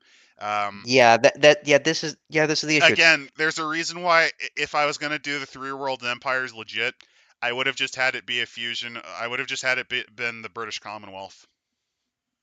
um, I would have just a- made it the British Commonwealth. and they're the UPP's organizations. Also, it's a socialist government, which doesn't necessarily mean it's communist. Technically, doesn't Yeah, but we know. necessarily. Yeah, but y there's no good term like that commies is for socialists. Also, isn't red the communist symbol or the color? It's not always red. Red doesn't always mean communism, but Oh yeah, no, yes. it's just general left wing. Well, in this case, Unless, red and gold unless you're in count. America. But you have the space operating forces. Uh, they have their own AK model pulse rifle, Yes, they do, and it's which the I only. love. I love that it's just an AK-47 with a pulse rifle. What I particularly love though is that that's the only time they made a unique weapon for the UPP. And then the Ministry of Space Security. Yep, they have their own internal security, which I believe is actually from the Alien 3 script that Union of Progressive People I don't think was ever named, but the communist nation that they landed on did have something like this. They're also resource poor and shit. Which in this case is just due to bad luck. The planets they settle are usually just not very good. Um, they're rumored to be behind the destruction of LV-426 and a colonial rescue team. That a UPP space operating force nuked the site from orbit in response to Weyland-Yutani bioweapon under development there. Yeah? So Weyland-Yutani is going to start a galactic war to cover up their own crimes. Well, also don't forget they're going through a famine.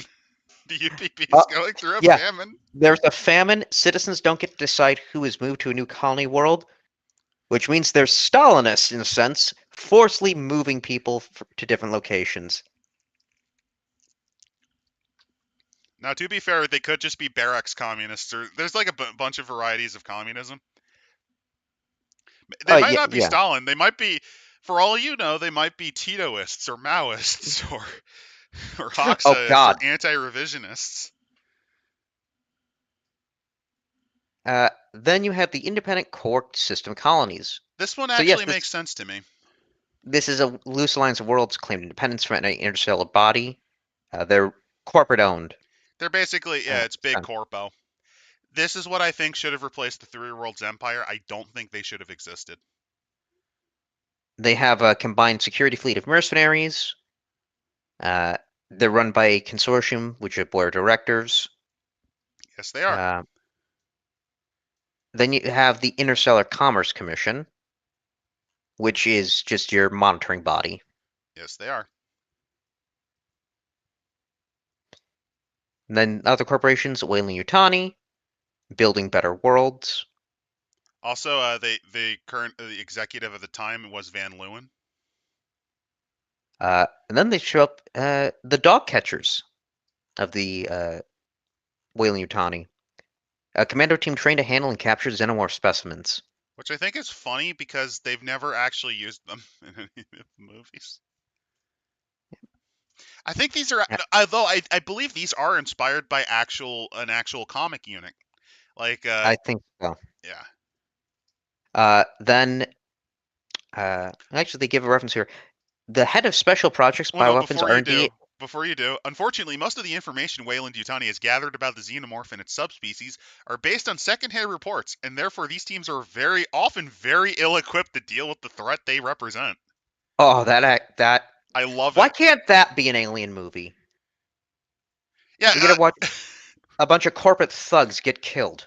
Actually, wouldn't that have been a great idea instead of what we're gonna get with Romulus? Like you have Weyland-Yutani, it's like, oh, this should be it's a bug hunt. Like these things are animals, right?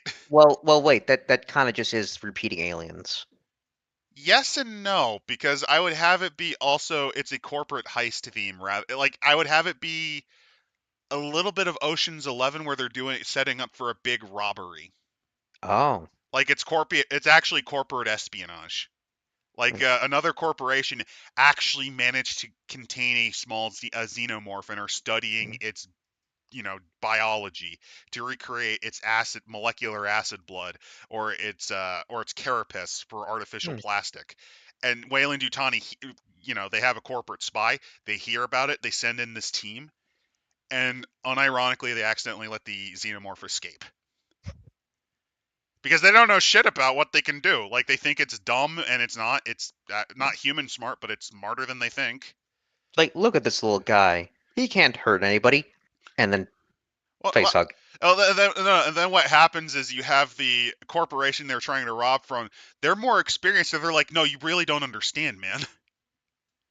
Also, you can reintroduce weird shit like fun fact in the director's cut of Alien. I'm actually not a fan of this cut. There's a unique way that the alien can make more of itself in that movie. Oh yeah, it just It turns turns people you into into an the egg. egg. Um, but But so you could do stuff like that. You could be like, "Wait, this shit wasn't in the reports." Gets his head ripped off. uh, so one thing, you know who's the head of synthetic design at Weyland-Yutani? A guy by the name of Michael Bishop. He was in Alien 3. Well, he's Uh, also what Bishop's based off of.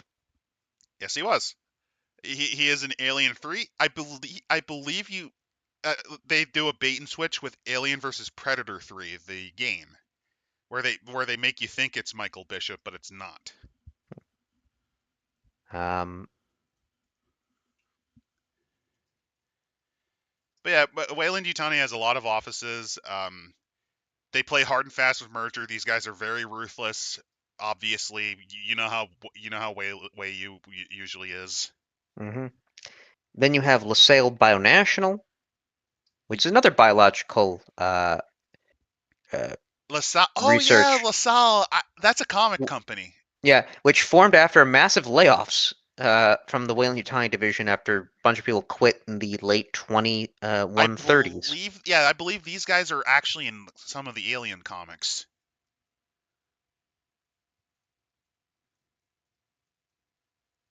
And then there's Siegson. Segan's son. These guys are fun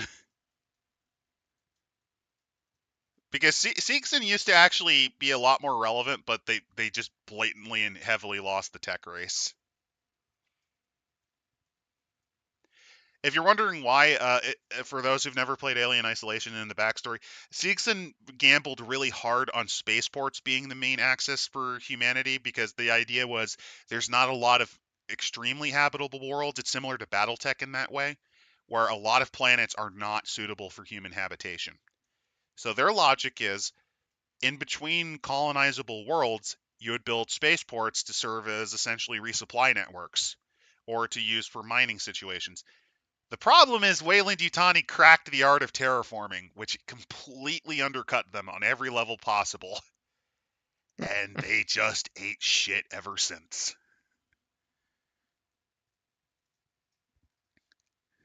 The Seegson logo, yeah, I mean, Seegson's the whole thing is being budget. Like that's their current problem. Yeah. Their current activities is to actively sabotage Weyland-Yutani interests on the frontier. Yes, they did. However, there's been a scandal due to the fact that a large number of their working geosynthetics were sold before behavior chips were installed, and they went to an anonymous buyer.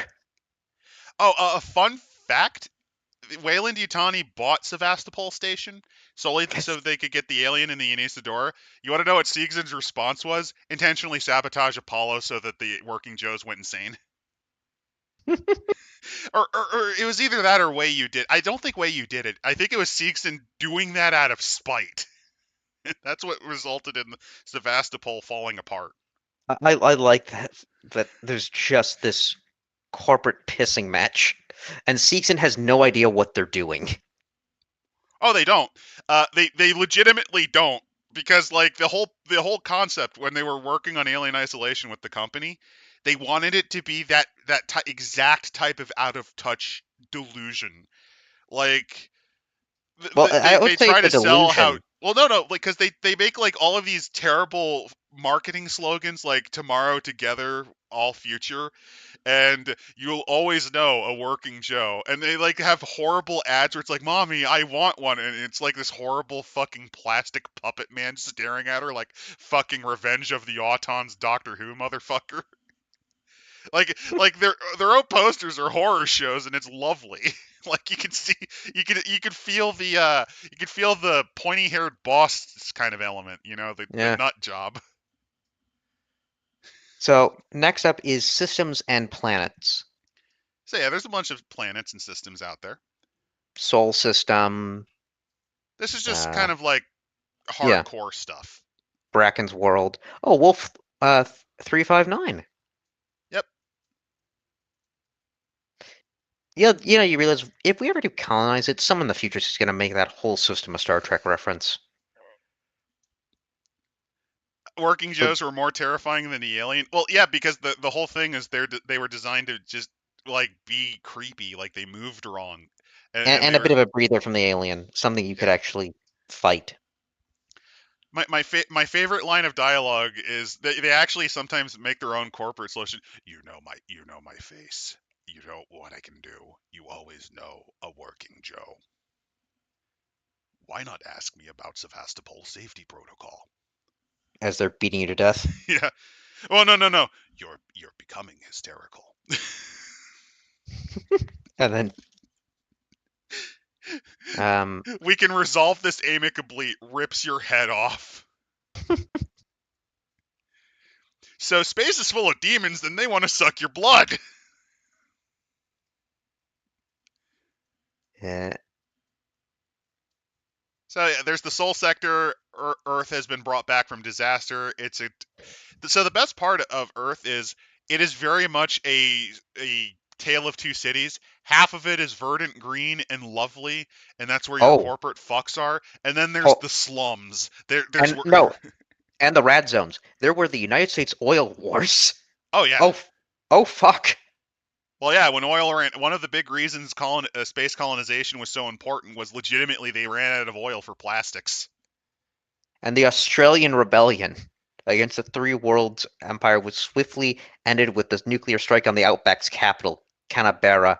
So Oh Canberra's gone. no, you forget the best part. That's recent, as in within the last 5 years. Here's how we'll deal with a rebellion. Nuclear bomb. Yeah, the Earth is essentially just the world of no one but the corporate fucks who use the Well, politicians as their puppets. or metropolitan ghettos. Yep. There's Luna. It boasts a population of over 6 million in 2 colonies, and it's the center of mining and heavy industry. You've got outer planets. You got Titan, Io. Um, I think pretty much more Saturn, Jupiter, Yep. and then Mars. Oh, Weyland-Yutani operates a weapons testing facility on moon of Phobos. Which Wait is a minute. that's a nod to Doom. That's a Doom. That's a nod to Doom. Which again, because of how the Alien RPG system works, you could totally play around with the events of Doom. Either the video games or the two movies of increasingly bad quality. I don't know Then you, why, but the 2004 one, while terrible, I still find entertaining. because it's just a straight up action film. Yeah. While the newer one, not so much. We'll make the Doom guy a woman. That's not my problem. Well, that's one of the many problems, actually. The other big problem I have with it is legitimately just it's shot like shit. It's just not very good. So we have the core systems. We have third base, which is on a classified U.S. CMC research base. Uh, New Eden sector. I have a feeling a lot of these are referencing books and comics. New Eden is actually referencing books and is actually referencing a comic. Oh, Pole has its own system. Yes, they do. There's Volcus, which is a recently coalescing planet. The surface is a living hell of sulfur, magma, and hot gases. While no colony exists on the surface itself, automated power station floats on the magma seas, drawing in geothermal energy. Yeah. That's really Fiorina, cool. Fiorina 161.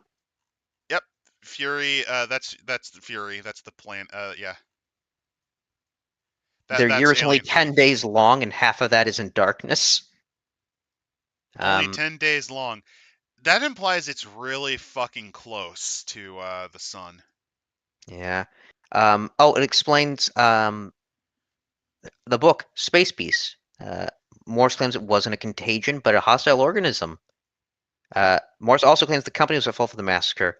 Wheatley New Times recently put the facility on the market to be sold as scrap, but so far there have been no takers. Well, if you're Well, wondering, maybe it's because you deliberately put out that it was a fucking contagion. yeah, that's part of it. On top of that, it's just legitimately Fiorina is not very great. Like it's just not a very great world to settle. It loops around its binary star every 10 days. The fact it has an ocean, I think, is bullshit given how close it is to the star. Well, No, they're acidic oceans. well, no, because the problem is, like, unless that stuff has a boiling point in thousands of degrees, it should not be, you know. Like we're talking orbiting every 10 days. You know how hot Mercury is, right? And that's like 5 times. That's well, not 5 times, but its year is 5 times longer, right? Oh, they going through the Fiorina stuff. They straight up say the nest is still there. Well, I mean, there wasn't. I vaguely recall there's no alien queen though. Well, no, they're bringing up the turning people into their eggs. Fiorina 161 runner had created a nest and began the process of transforming Superintendent Andrews' intimate bogs and rains into contingency ovomorphs. Fair enough. I've never been a fan of trying to incorporate the ovomorph concept, mainly just because it was cut from Alien, and it's kind of spurious to try to keep shoving it in. It's very weird, at least. It's weird. I understand the logic. I'm just not a fan of continuously trying to shove it in. That's always been my point of view of it. Well, I guess it's also to explain. Well, there's always the possibility that the alien can appear again on a planet. It's not contingent on the queen. It also, I mean, it also could be like a mixture of failsafe, but like here's the thing: it does kind of make sense on some level, just because it's the equivalent of parthenogenesis. Which, if you're wondering, certain vertebrates actually can spontaneously just deliver eggs. Like you can have there's several species of snakes that can actually still lay eggs that include viable offspring even if there's no males around. Hmm. Now, admittedly, the rate of them not progressing is high. Oftentimes the offspring die in the egg, but every now and again they come back out. So you can kind of play the ovomorph concept like that, where it's like an emergency thing. Yeah. Squirrel Killer's been posting some stuff. Even in space Australia, or even space Australia has no rights. No, they don't. Also, extra chromosomes give you god mode or makes you evil. Funnily Double Y. enough, funnily enough, there actually might be a logic to that. It could legitimately be due to your brain structure. So next is the Outer Rim territories. Yep. Oh, by the way, the thing I was on, that's actually the story where the runner has the nest. Yeah. There's Baosao, which is the Fei system. That's a UPP border defense system. And I'm pretty sure, yeah, I'm pretty sure Zanoi Outpost is that might have actually been the world in one of the many Alien 3 scripts. Again, because they did have a prototype of the UPP in one of the 20 scripts that they wrote. Borodino sector. It's very volatile, which includes the Tientsin campaign, which is also an Arcturan conflicts, which those are both referenced in Aliens and the comics. Um, there, DP-27, a crime-plagued world, called Detention Planet 27, who have served time there. Glees. It's owned by Seegson. Oh no. Taking advantage of its natural resources, Seegson built several factories in the sprawl to mass-produce gyro cars. As Whaling Corps developed better technologies, Seegson models became less popular. It's Space Detroit! It's Space Detroit! No, not Detroit. Send him to DP-27. Oh! Oh, that's a UPP mission. Well, actually, wait, no, no, yeah, a UPP. Was the guy supposed to be Chinese or It, Japanese? I don't know. oh god, it's urban sprawl on flatlands with large. It's literally fucking Detroit on every level humanly possible. Its affiliation to United Americas. Key resources, soldiers, rare earth materials. Oh God, This it is. is. This is so, This is where you can play RoboCop in space. yes, you could. You have Bracken's World. Which actually has been referenced on more than one occasion. I believe the Uh, technical manual includes it as well. then you have the 8 Eta Boots system. Yep. Then you have the TARDIS sector, including Torin Prime and Lena 349, which is where the Colonial Marines fought the Bug Boys, Yes, they which I did. now realize were humans, not aliens. Yes, they did. This was legitimately space Vietnam. If Then I you have if I recall, yeah, I think that's actually where Sergeant Apone served. yeah. Then you have the Frontier. You have the uh, Kadaji system, including a moon called Lebanon 2, Which is about to be revolted, which is experiencing a revolt. just like Lebanon has in the past. Uh, oh, also, it's being assisted by a small South American state that has seen the plight of the Wells colony as a means to gain more power in the UA. So what is this, Paraguay or Uruguay?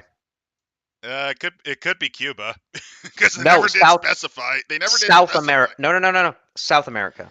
That's Probably Paraguay. well, actually, no. It could be Could be Guyana, Venezuela or Guyana. Yeah, Suriname, or French Guyana. yeah, Venezuela's too big. fair enough. Unless the Malvinas became independent. There's the Um, Solomons. yep. Gamma And Leporis, which is a trinary star system. Terraform 3, the planet listed below, is the third attempt to terraform a planet in this system. The first, and boasts the best stakes in the galaxy. orbiting Gamma Leporis B, ended in catastrophic failure when an asteroid collided with the planet. The second one is more confusing. Contact was lost with the Seegson-sponsored terraforming colony in 2175. When the company went to investigate, they found all the colonists had simply disappeared without a trace. The planet is generally avoided, and whatever happened remains a mystery to this day. Holy shit. And finally, Gamma Leporis is the many locations of a mysterious ghost ship sighting of the lost Conestoga class Sulaco. So, I'm not Ooh. saying that Weyland-Yutani abducted all of them for alien experiments, but maybe that happened. Oh, there's the Epsilon Reticuli system, the Tanaka system, and the Zeta Reticuli system. Also, if you're wondering, Thetis is actually the origin point of the Nostromo, like the Nostromo's original part of call when they were shipping the ore. Oh, and Zeta Reticuli is where Sevastopol was after it suffered a catastrophic accident in the 2130s. Yep, Zeta Reticuli is well, yeah. Oh, by the way, you know what I really fucking hate It's here that humanity had its first recorded encounters with this shitty fucking chemical, which was from fucking Prometheus. No thank you. And the decision to make these numbers up because of course they fucking did. Also, there's Zeta Prime and Zeta Squared, apparently. No, it's Zeta 1 Reticuli and Zeta Well, 2. no, it's a subscript, though. No, it's Or, literally called Zeta 2 Reticuli. oh. Like, it's Zeta 2 and Zeta But 1. why not do a dash? I don't know. It makes it look like it's also a footnote. Yeah, I don't get it either. Then there's Acheron.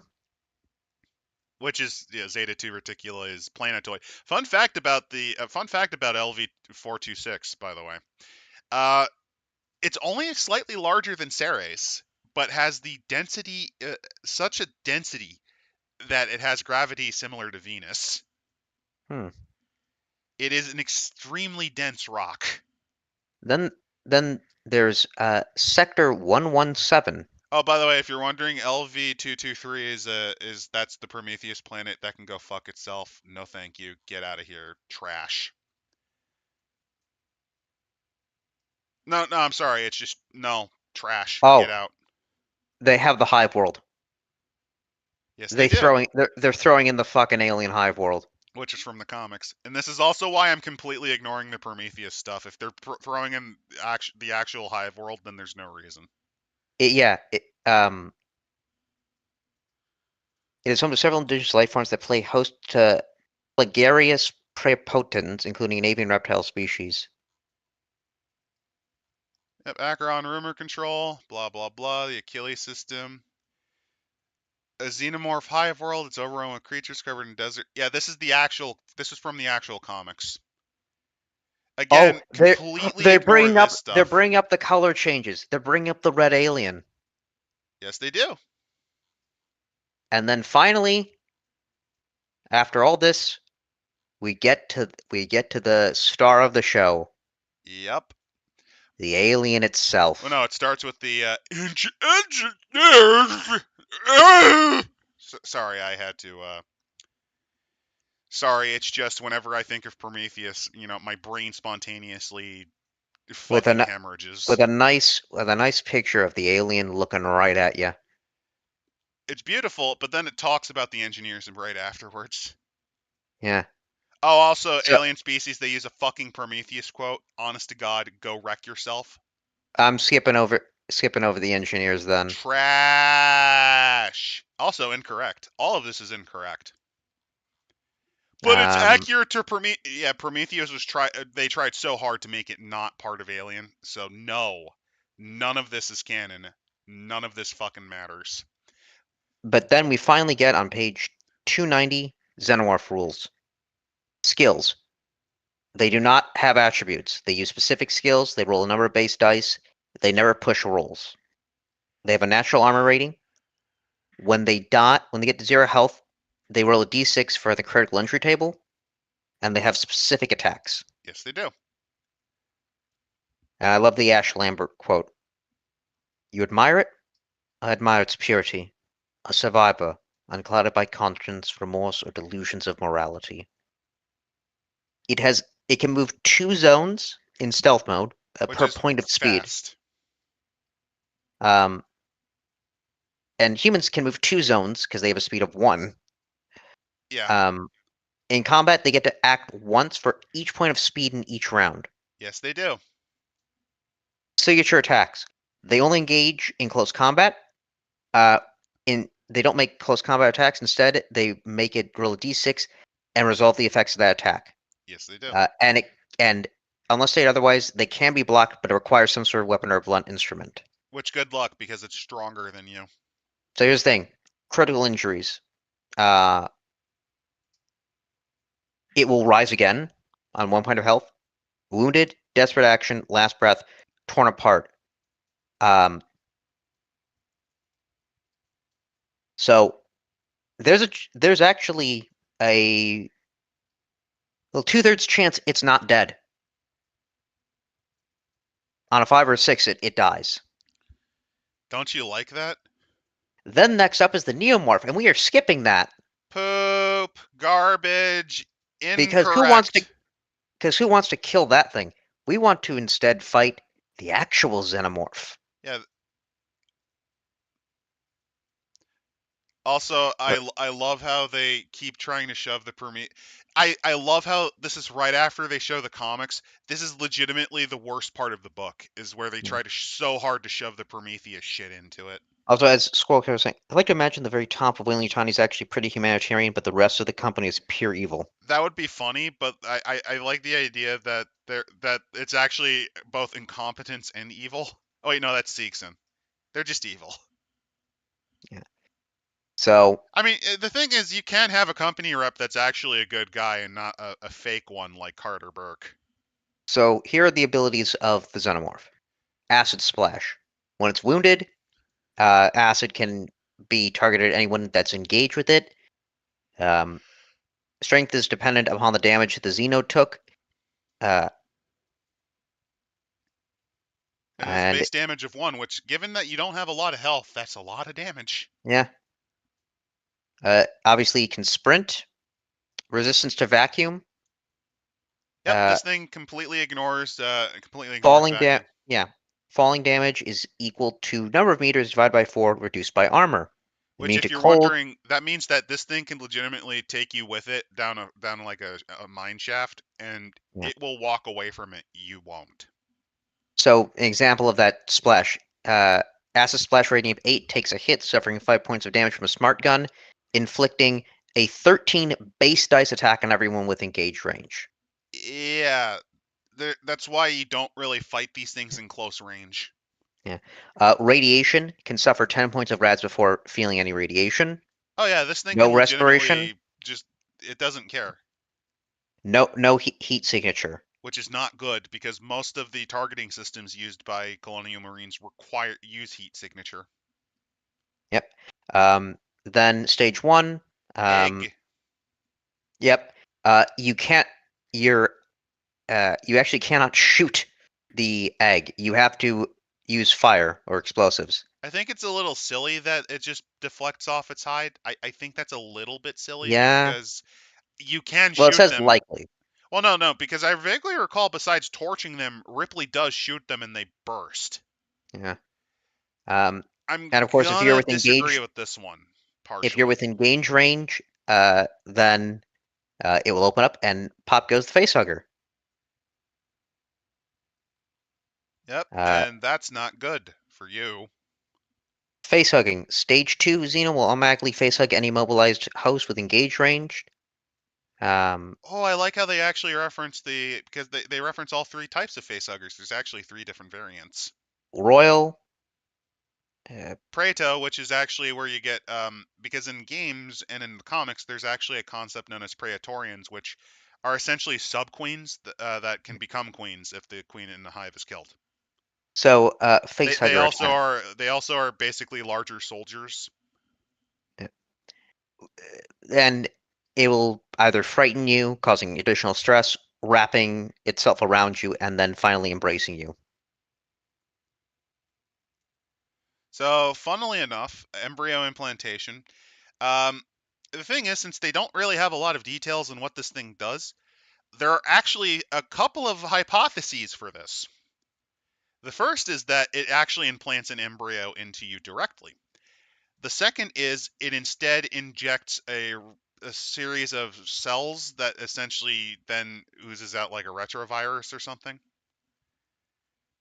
That essentially it builds from your cells, like it injects just retrovirus into you. And the third is that it is just the carrier of a symbiote, like it's just an injected bacteria that grows in. Oh, I, it can't be I, bacteria because that's prokaryote, but like I like the I like it. It pops the egg in you, and the egg it could because be again, either or because there's because the idea. I do like the alien idea that it's a metaphor for well, rape. Yeah, I mean, I'm fine with that too. I'm just saying that you can kind of play with it whatever you want. Uh, because again, is it an embryo that you can successfully remove?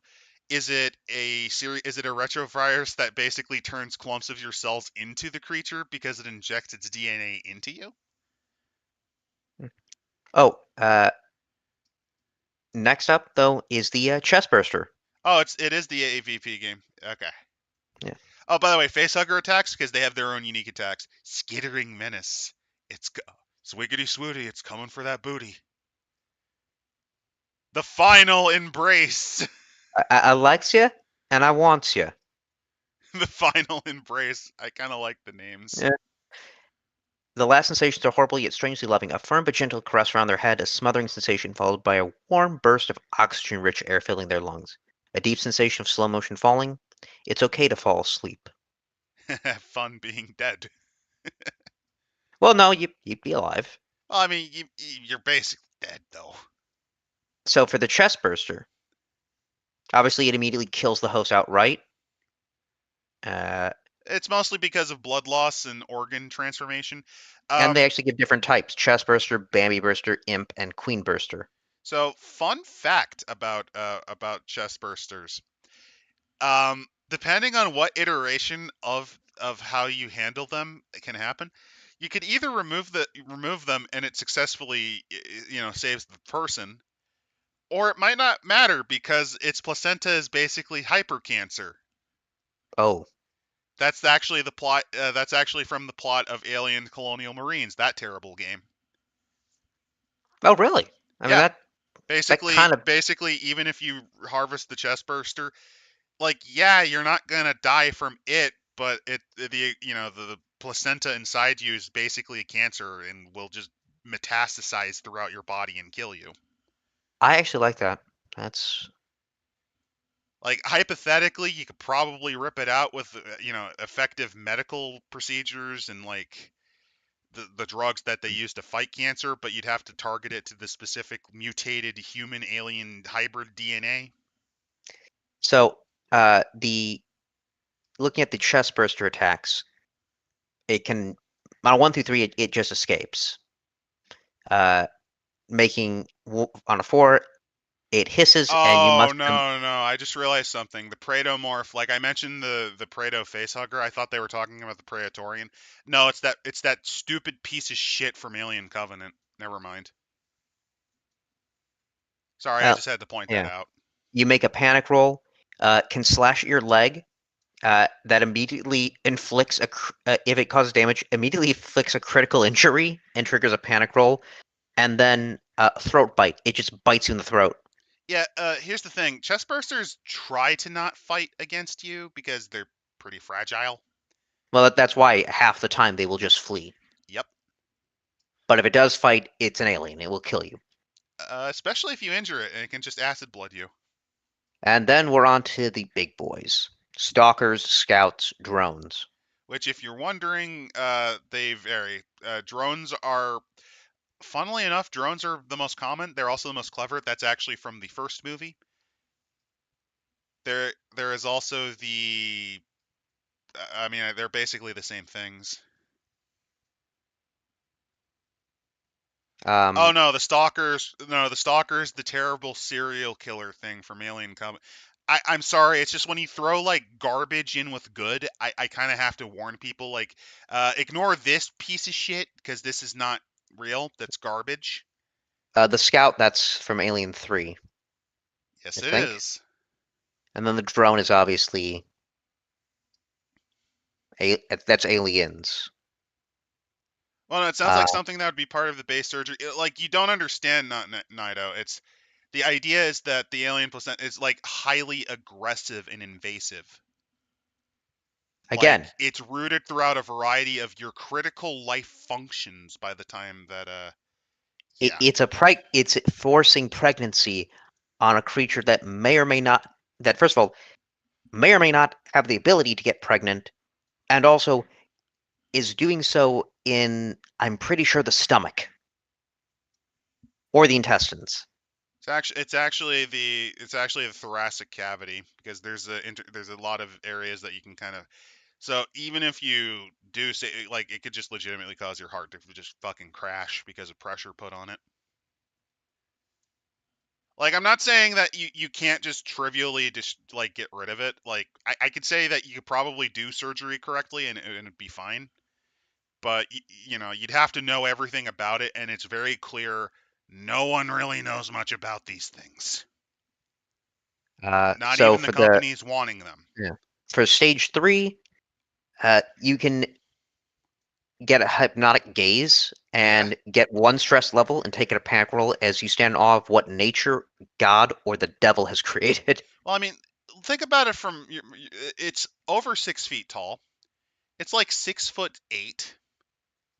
It looks like I'm it actually moves like a yeah. bug, I'm imagining it right now in my room, and yet, like, and it's just staring at you with no eyes. Or actually, if you're really unlucky and the light's just right, you actually can see the human skull underneath its carapace. and the Because yes, dribbling no, because liquid. here's the thing: there's actually a skull underneath that carapace because it's very slightly translucent, and in light you can actually see it. Um, So it's they staring can at you with empty sockets, knowing exactly where you are with bioelectrical impulses and scent. let's see, head bite. It opens its outer jaws, and the inner jaws lean out, and the attack has a strength of 9 base damage, or 9 base die, damage 2. If it Yeah. causes any damage, it automatically inflicts critical injury 64, killing the victim. So 1 in 6 chance, flat out dead. On top of that, if the GM wants to, yeah, he can just capture you and turn you into an egg. Then we move on to stage 5, So this is what soldiers. happens if you have a queen. What happens are drones sometimes molt and turn into these guys. Yep, so you get your soldiers, workers, and sentries. These Uh, guys so- are a lot more aggressive and a lot tougher, but they're nowhere near as smart as the drones. yeah. Same thing, head bite for number Oh, 6. also, fun fact: workers are actually originally in the script of Aliens. You would have seen some of those. Yeah. All out attack, capture for the hive. Uh, I just do like 6 is just the classic head bite, and you are just dead. Oh, by the way, if you add a half dozen or more stage fours together, they can operate in unison, which means it's either pheromones that operate limits, or it could be that they work like the Geth, and actually, the more work together, the more they can actually hive mind. Then finally, stage 6, Praetorian, Charger, Queen. Which, if you're wondering, a crusher is a Praetorian that's a quadruped. And oh, it can excrete the royal jelly, which is addictive and when ingested in large quantities causes adrenaline increase, which I think this is a reference to a comic as well. It is, because what happened is, for a time, I believe Wayland actually did successfully have aliens, and what they did was they tried to process royal jelly into a recreational drug. And to look at the stats for the Queen, speed 2, health 14, armor rating of 14, Yeah, acid splash 10. yeah, this thing is, yeah, the queen's pretty goddamn tough. And they straight up say it could develop further, reaching Tyrannosaurus Rex proportions in Empress and Queen Mother stages. Oh yeah, if you're wondering, this is from the comics because there's the hypothesized Empress. Which, if you're wondering, the concept is if the aliens completely conquer a world and enough hives form, hypothetically, one of the queens become a queen of queens. Or alternatively, what happens is there on one of the worlds, like one of the core ones, one of the queens becomes one of these and basically low key commands other queens to develop their own hives. Either way, it's genuinely horrific. Uh, then they bring up just other aliens. Well, no, They no, bring up they're all from Prometheus. the swarm. Yes, they are. They're all I mean, from I do. Prometheus. You know what I realized with the swarm thing? You could run a Lethal Company RPG with this.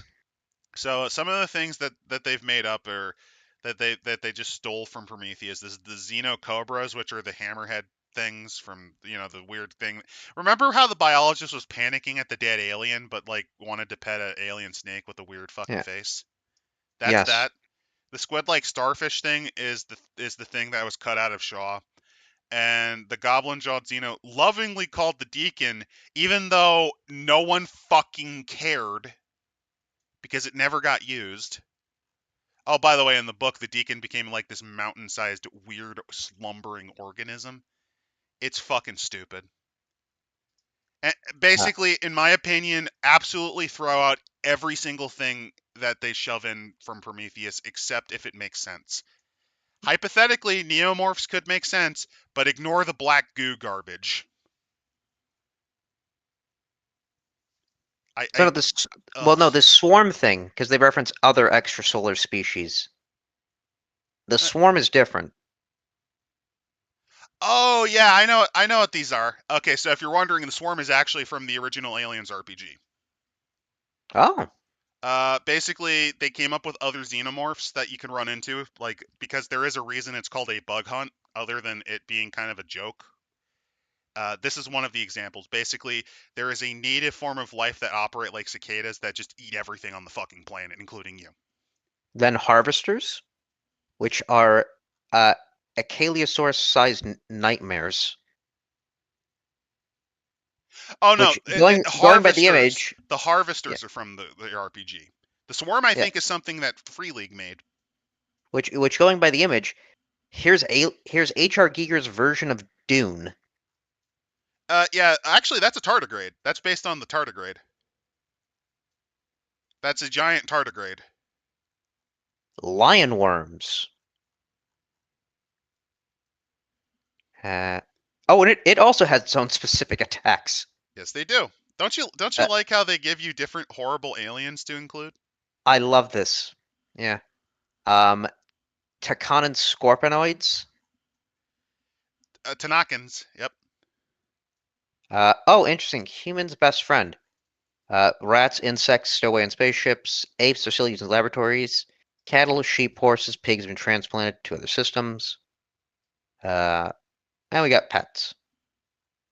And let's see, next is campaign play, and I think that is it so far. Yeah, I mean, Uh, it just gives you some idea. So, campaign frameworks. Are you employees or freelancers? Basically, are you working for a company or did you manage to scrape enough to work on your own? If that's the case, hilariously, you can kind of play it like Ghostbusters, where you're just trying to get into private initiative. yeah, they give a bunch of different like examples, and they give Space an truckers. Yep. example campaign. Oh yeah, Novgorod Station is actually something they've genuinely developed. It is they have maps for it. They have actually done maps. They've done, I believe, a campaign shot on that.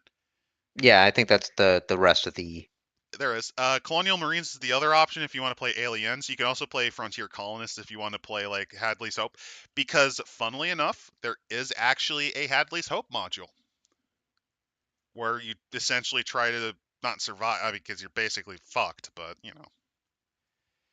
Uh, it also has creating your own star system. So the rules in this section allows the game master to create a colony world on the frontier or outer rim. So this allows you to generate your own planetary systems. I love these sorts of things. I actually I love working around with generators like this. So here's some of the options you got. You got giants, subgiants, main sequence, white dwarf, red dwarf, white main sequence, and they also have brightness class. From there, they give you some ideas for planetary names. Main world creations. There will be human presence in the star system will be on the most lucrative planet, not the most Earth-like. Because again, profits matter over comfort. It could have poisonous air and seas of sulfuric acid, but if it's filled with palladium or iridium, then that's where the colony will go. And that's why Fiorina, despite being an acid nightmare world of near boiling everything, that's why they still have the mine there, because of all of the lead and palladium. And this colonized world is often referred to as the main one. Planetary size is listed in kilometers, and they give you some details on this. They give you atmospheres, which you can roll 2d6 on. Actually, did they do that with stars? Or no, you just pick your star types, which I think is still, I think you should have the ability to roll for that. 2d6 on planet size, 2d6 on atmosphere. Infiltrating atmosphere. What's this one like? Infiltrating toxic. Corrosive gases in great concentration can even defeat pressure suits and airlock seals in a shift. So, yeah, this is genuinely destructive. Note that these worlds will have rainfall, seas and lakes of ammonium hydroxide, hydrofluoric acid. That's lovely. Temperature. There you go. Geosphere. What type of world is it? Planetary terrain. I just want to show this because this is really cool. Like, not only can you make your own spaceship, but like this allows you to make your own planets and stuff. Ice planet terrain features. So they have different types for whatever you got. So you got terrain features, ice planets, colony size, colony missions, the orbit that it has, numbers of factions on there, colony factions. Don't you like this? Like, well, I I do. do. Sorry. No, I do as well. Also, I always colony like these details. allegiance. This is another one. Colony allegiance. Who do you serve? Like, were you set up by like say Lorenz, or were you set up by Wayland Yutani? Also, you can use a D66 to do your scenario hooks for your campaigns on this planet. And there's also the star system generator. So outside of the colonized planet, you can then make other planets like gas giants, terrestrials, ice, planetoid, asteroid belts, which gives you features. Like it allows you to really customize. And they also have job generators.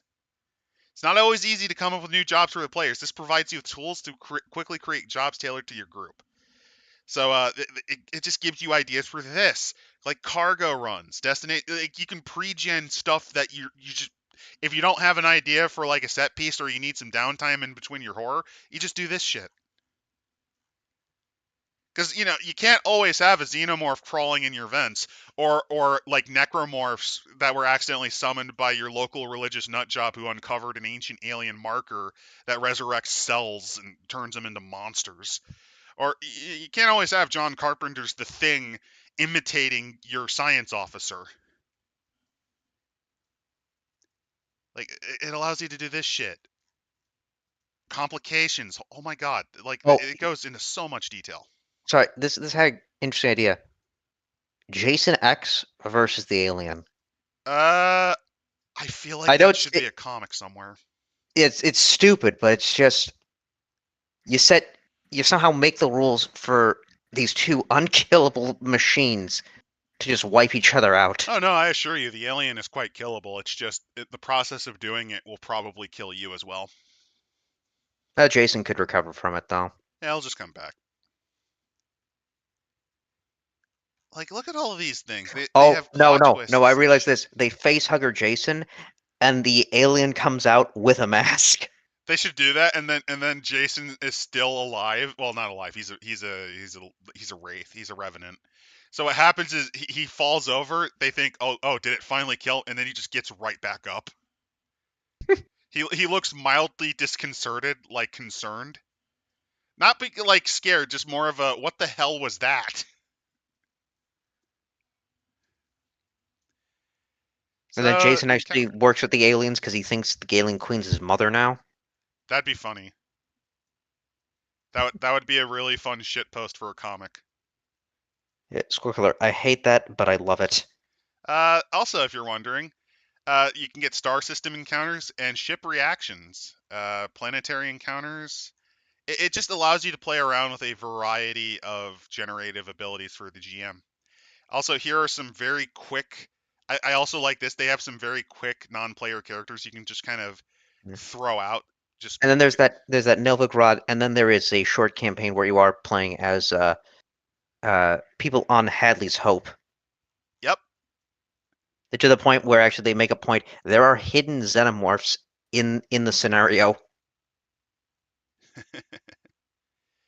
And they also have maps for it, which I believe is actually made by because there is a I forget the name of the map generator, but there is an alien themed map generator like this that was made for Alien Isolation, which they pretty clearly use. Hmm. And I think that's basically it because it's just campaigns after that. I mean, you can go into detail about Novgorod Station, but this was very heavily inspired by Sevastopol, which I am perfectly okay with after all of the trash they threw in from Prometheus and Covenant. Admittedly, some of the stuff from Prometheus is fine, like the corporate exec suite with the personal escape pod. That feels like something you'd see in Alien. Yep. So I'm okay with that. And honestly, my only problem with the neomorphs is legitimately it's just it uses the fucking black goo. They use the black goo for it. No, I think if you refluffed it to be just a weird variant of xenomorph or like some unique alien horror, that could maybe you could maybe save it from that. Yeah, that would work. But yeah, I think we're effectively done with this And because I there's get like events, and I don't want I to re really spoil the yeah, campaign. So I really would say I love this RPG. It just seems like it fits the setting. Um, I think to play it, yeah, either one shots or you have to kind of make your own scenario for the setting, which I guess is where all those charts come in handy.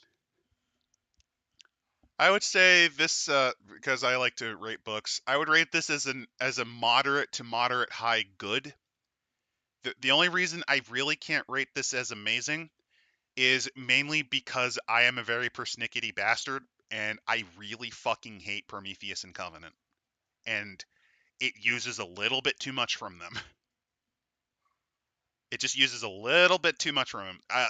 More resolving issues are they don't play enough with the Union of Progressive Peoples, and they don't do a really good job of explaining why the three world empires should even exist.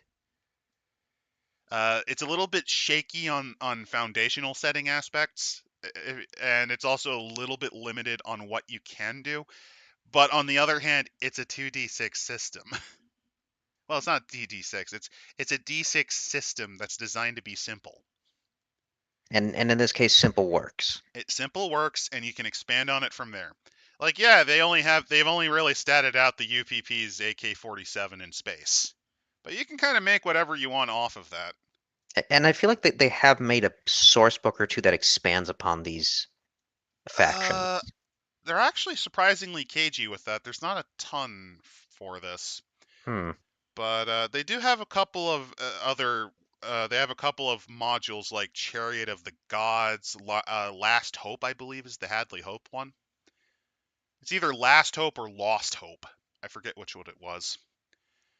Um, like I said, it's a little bit shaky on some of the foundational stuff, and it is not ruined, but it's damaged by its association because this was written around the time of Alien Covenant. That very much has damaged some of the stuff that's in this.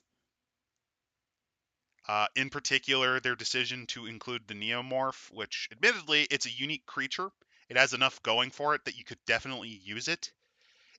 It's really just if you're a fan of the Alien series, if you're a really big fan of the first two Alien movies, or hell, even the third one and fourth one for some fucking reason, you're not going to really like the Prometheus stuff. And if you like the Prometheus stuff, why the heck are you buying an Alien book? Because you usually don't like Alien that much either. But that doesn't cripple the book. I would just say it just slightly inhibits it. It's really the only solid negative I do have to genuinely give is a little bit. It's a little bit shaky on its lore building. Like Three Worlds Empire sounds completely superfluous. But I do have to agree sort of with what Nito had said uh, earlier, which is when your setting's good, You you know, don't with care. this horror, yeah. Like you can clutch a lot of it together yourself, and on top of that, it has. I really like its ship customization rules. It's relatively simple, but it allows you to make your own special ships. If you want to make like your own R class super freighter, you can design that thing to all you want. Do you want to make a space luxury liner out of that thing? You could. Do you want it to make it a small military, a converted military vessel? You can do that. Do you want it to make it a pure science fiction, like a pure scientist vessel, something like you'd see out of Star Trek? You could do that. It is very modular in its campaigns. It gives you monsters and threats outside of the xenomorph, which really does help it, in my opinion, because not every time you don't need to have a giant space cockroach living on your ship, right? Sometimes you just you're out farming on your new colony, and all of a sudden a giant tardigrade comes out of the ground and tries to eat you. which again, I think that genuinely helps. Fun fact. So, I read this book a while back. The Dice Scum crew actually legitimately had a fun shitpost idea where they were trying to work with Seegson to topple planetary colonies by selling them basically trash. Like, here, buy our products. They're great. Look at it. And like your idea is you're supposed to essentially play corporate espionage with your trash tier budget. Yeah, the system is mostly adventure modules because the idea is it's supposed to be relatively rule light. They're not really going to expand on that. And they do reference the other alien, like the technical manual as other books to expand upon. I would strongly recommend getting the technical manual as well. Uh, I genuinely think that's very important, and I would say this is such a good RPG that I would much prefer playing this than Leading Edge's Alien Colonial Marine RPG. Because there was an RPG made in the 90s for this. It was made by Leading Edge, who also was responsible for creating the infamous Phoenix command, which you would know as the flowchart table from Hell. That is not what we're going to cover next week. I think we'll let's see. I think we'll either cover another one of the Black Crusades books next week, or we're gonna do another one of the World of Darkness companion, not World, Chronicles of Darkness, Dark Era's companion pieces, because it's been a while since we've uh, dipped our toes into the Chronicles of Darkness. Although Yeah. whether or not it will be Reconstruction Era Beast, I don't know. No. We save that for Juneteenth. Juneteenth special. That's up. Oh no. Oh, Ay, Dios mío. with that, remember, yes, the usual things like subscribe. We have the Discord. And good night. Night, y'all. And remember, in space, no one can hear you, I don't know, scream, cry, shit your pants, one of those things.